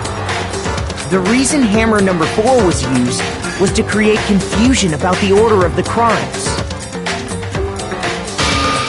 So, next they falsified 2 more assault incidents. For these attacks, the killers pretended to be the victims, to solidify Robo-Justice as the suspect. The first fake incident was the attack in the rec room. There, the killers wanted us to see Justice Hammer 1 and the Robo-Justice pictures they'd taken. They wanted to make sure we bought the surprise attack story. The second fake incident was the attack in the library. This time, they planted Justice Hammer 2 and an injured Hifumi to sell us that story. With these 2 incidents, the killers were able to create a certain preconception in our minds that the suspect was increasing the size of the hammers and attacking people in order as they did. We fell right into their trap and started looking for the suspect based on that.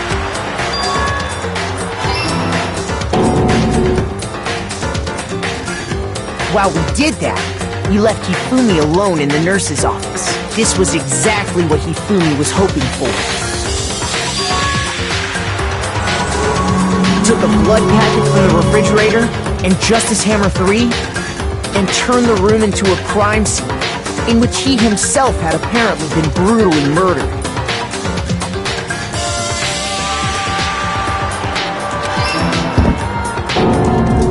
He let out a scream to draw us back, and when we returned, that's what we found.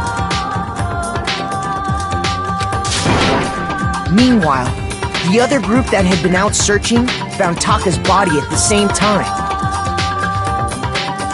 So when we heard the body discovery announcement, we naturally assumed it was for Hifumi. We left the nurse's office, and Hifumi once again took advantage of the situation. He simply got up and made his escape. When we learned his body had disappeared, we all rushed back to the nurse's office. And once again, Hifumi had the chance he was waiting for. This time, he snuck into the equipment room.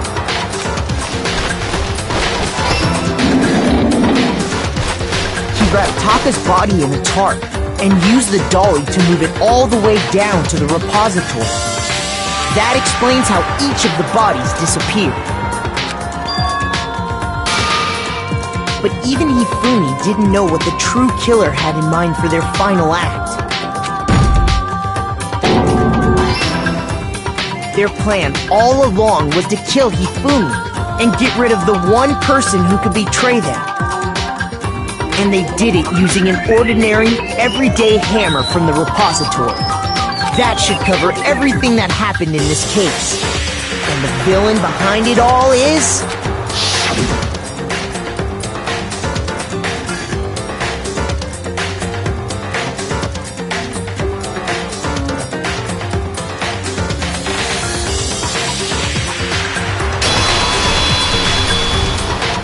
Celeste!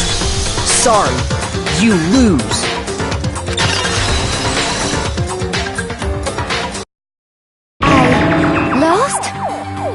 I lost? When was the last time I was forced to utter such words? They hang heavy around my neck. Then you admit it? You're the killer? Listen to you, trying to take charge, as if you're my private instructor. I, Celestia Ludenberg. Actually, no. Taiko Yasuhiro is fine. Taiko? So, you finally accepted it. I'm the kind of person, once I've lost, I don't like things to drag on. Interesting.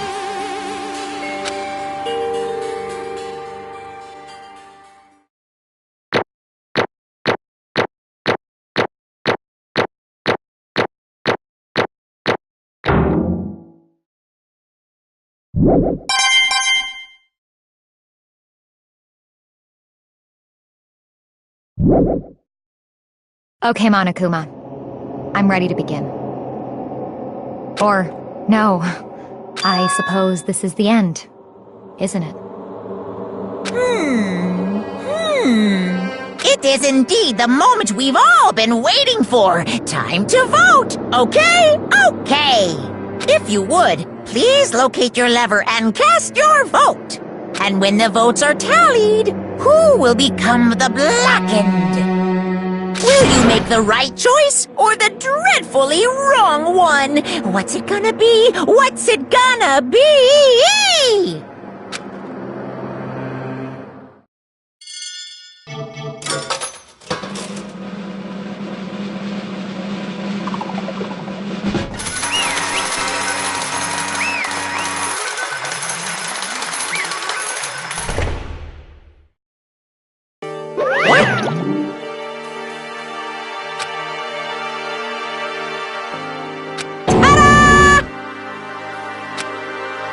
Honestly.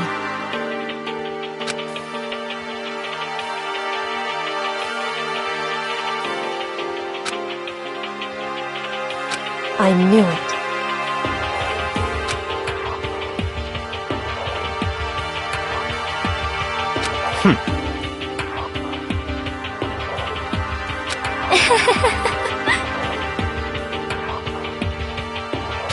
So then...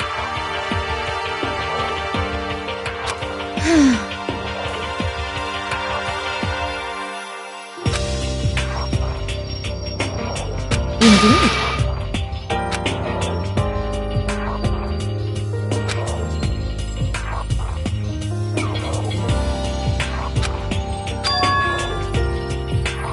Say what? Just a second.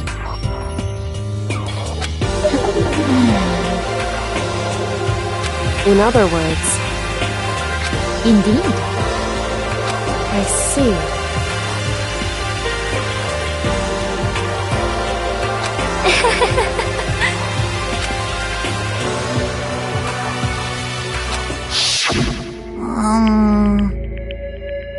Actually... What? Are you okay with this?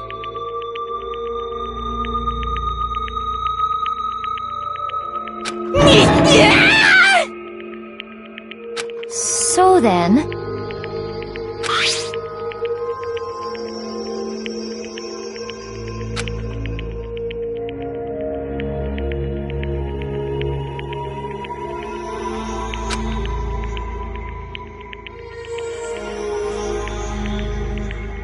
Damnation!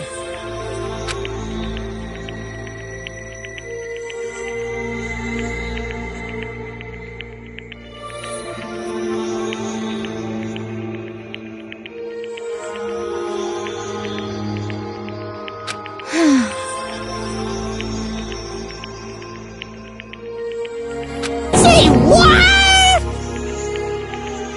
As for me... As for me...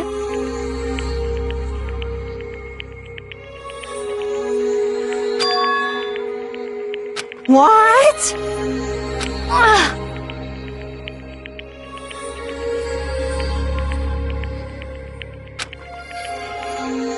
Damnation!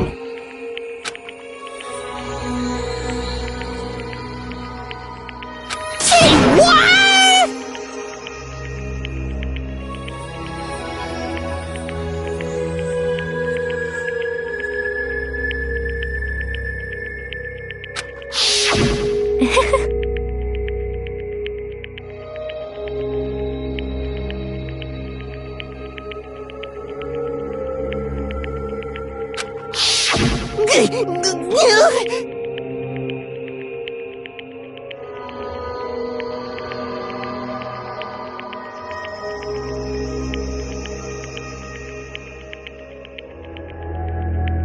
Completely unforgivable!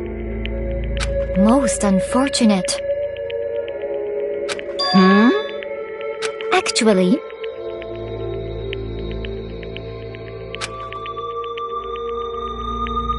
What?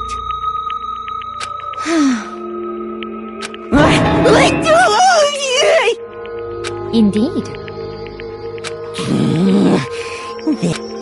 Completely unforgivable! Honestly, I swear I will save her! actually,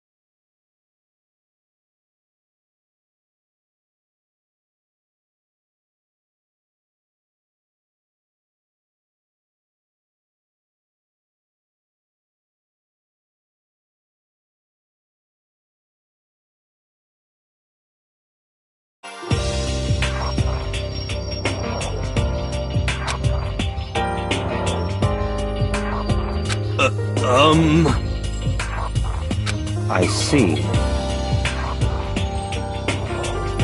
indeed.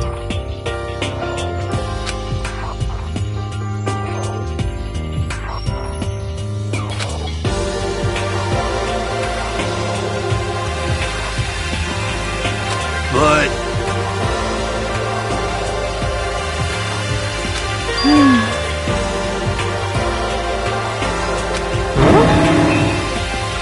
Let's see.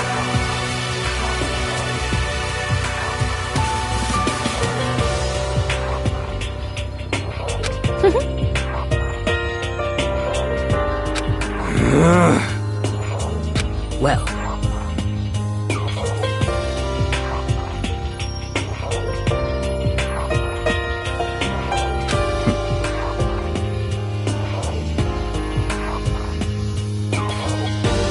Are you okay with this?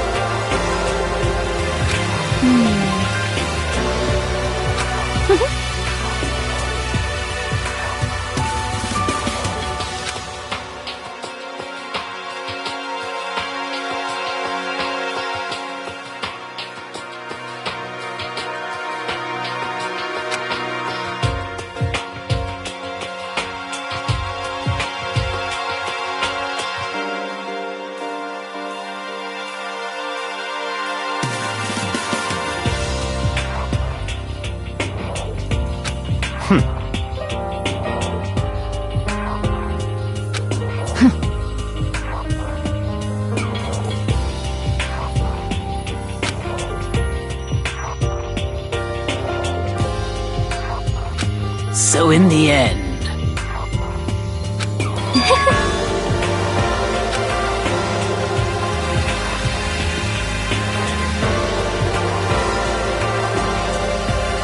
What the heck? Well,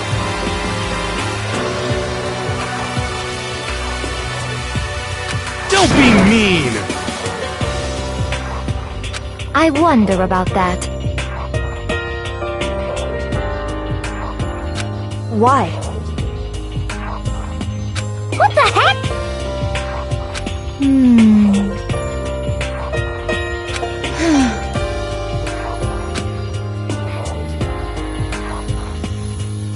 But...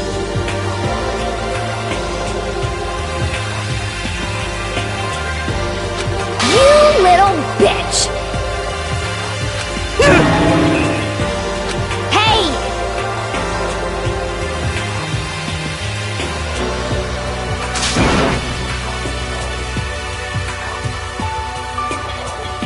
You little bitch!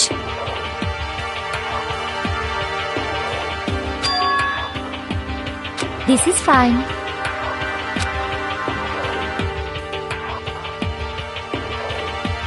Honestly.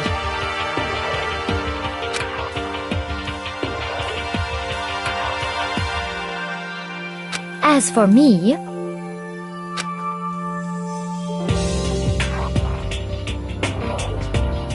isn't it wonderful?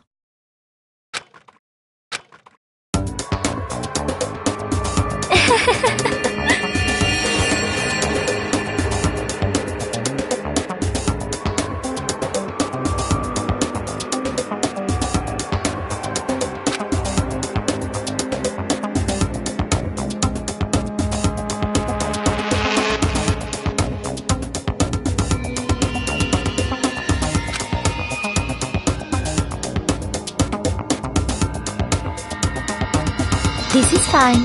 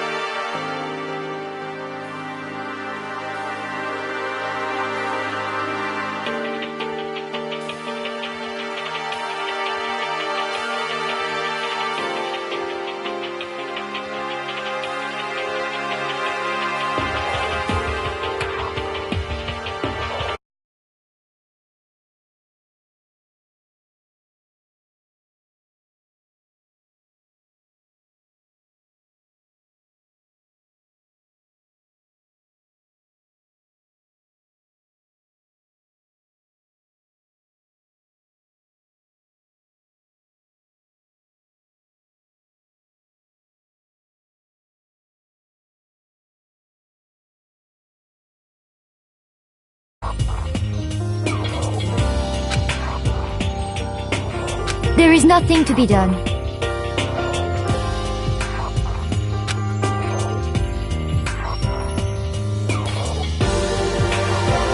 Just the worst. Oh!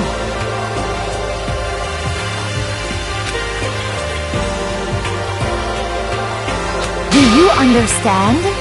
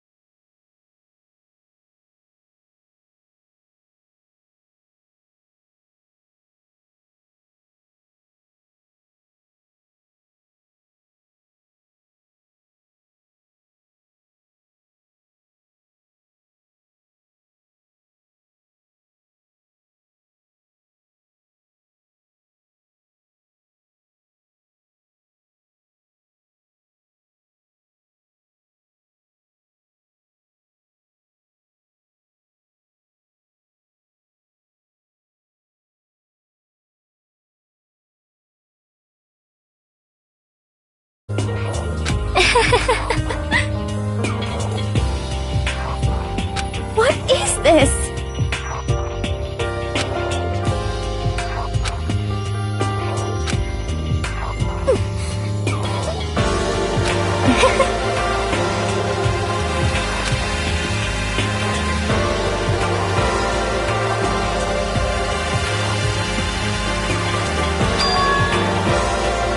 Yes, indeed.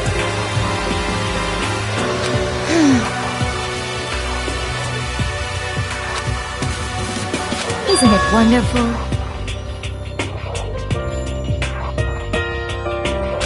Hey!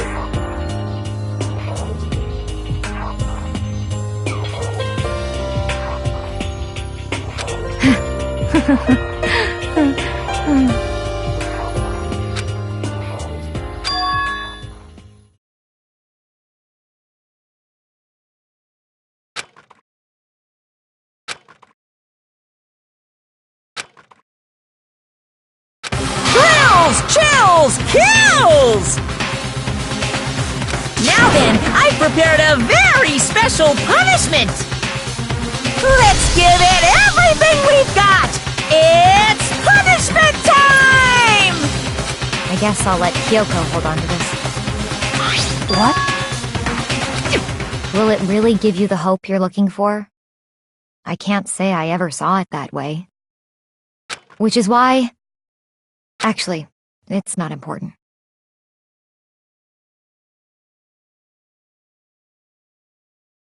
Well then, take care, everyone. Perhaps we'll meet again, in another life.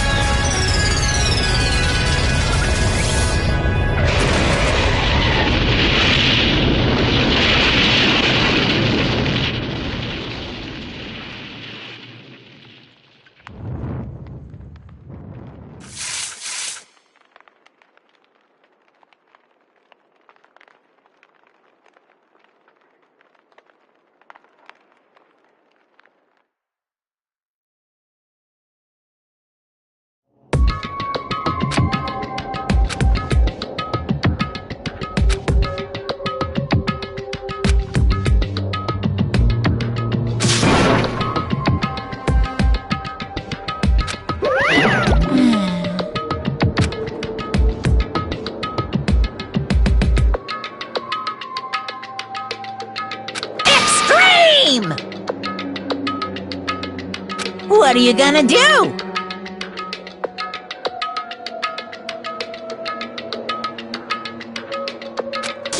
Let me out of here!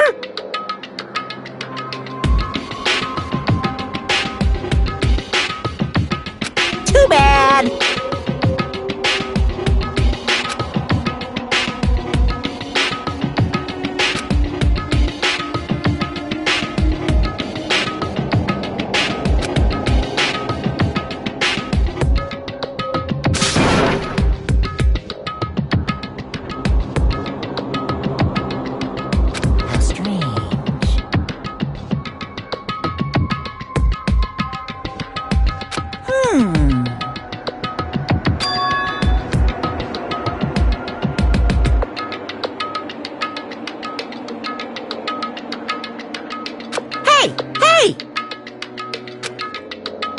What?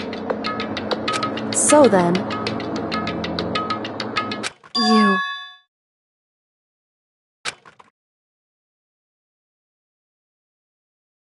Ooh. Hey,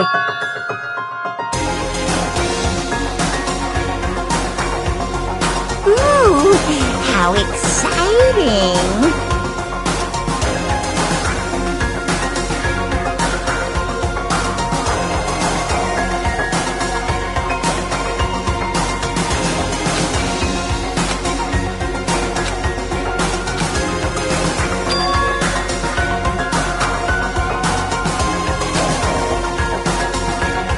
Hello.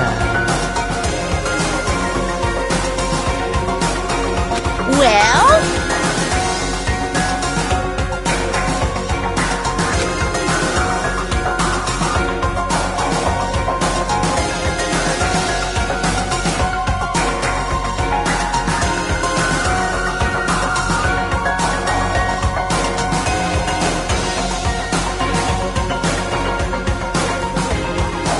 See ya later!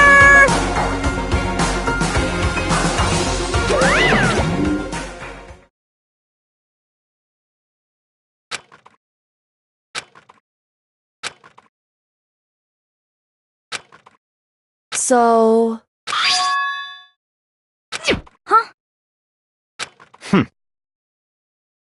Hey, Indeed.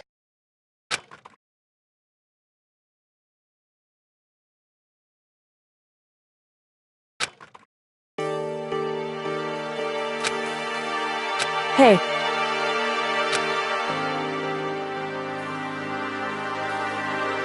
What? so... Come on.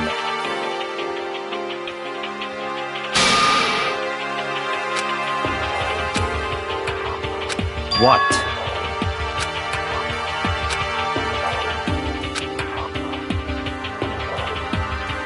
Goodbye. well then. Yo!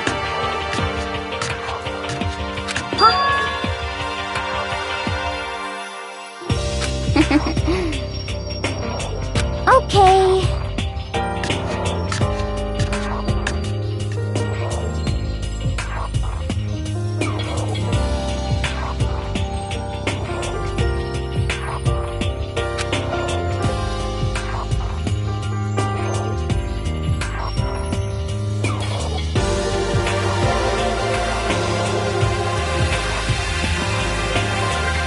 Shall we go? So then,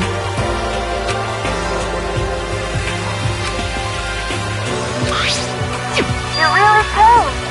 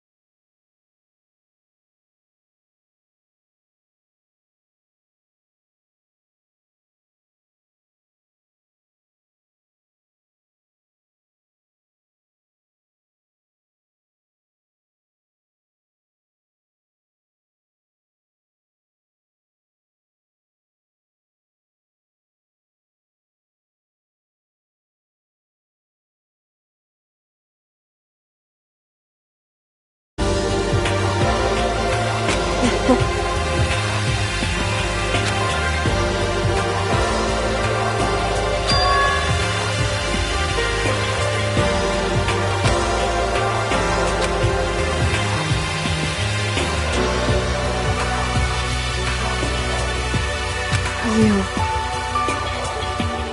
However,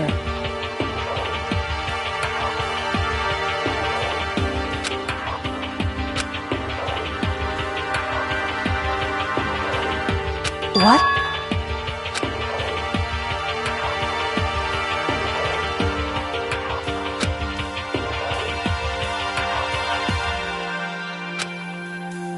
Indeed.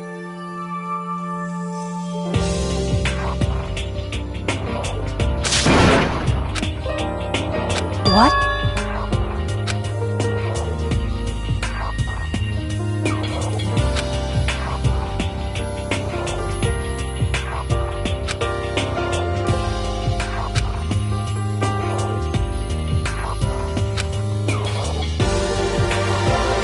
It's true.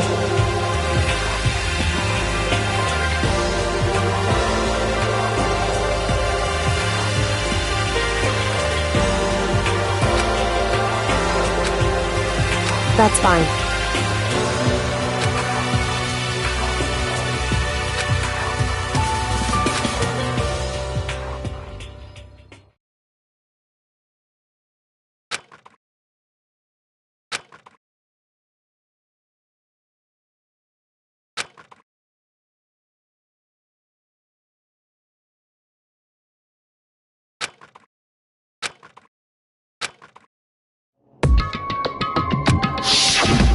Correct.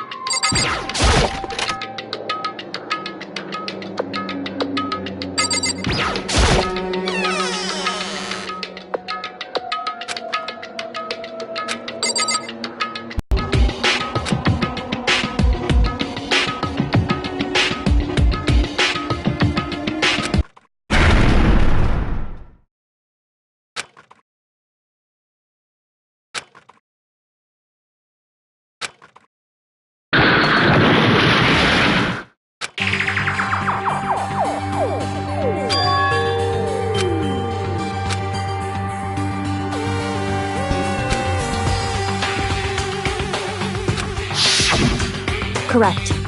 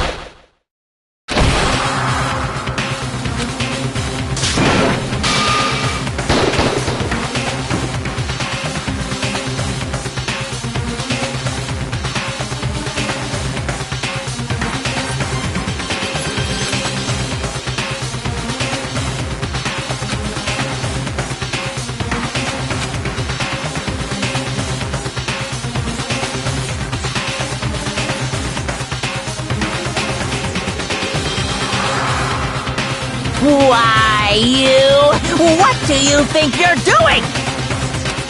I asked you a question. What's the meaning of this? How dare you defy me? This wasn't part of the deal! I've made a decision. I will no longer retreat, no longer compromise, no longer regret. I've made my decision. I'm going to resist you. Okay, but you do realize what will happen if you go through with this, right? You haven't forgotten, have you? What I'm holding hostage?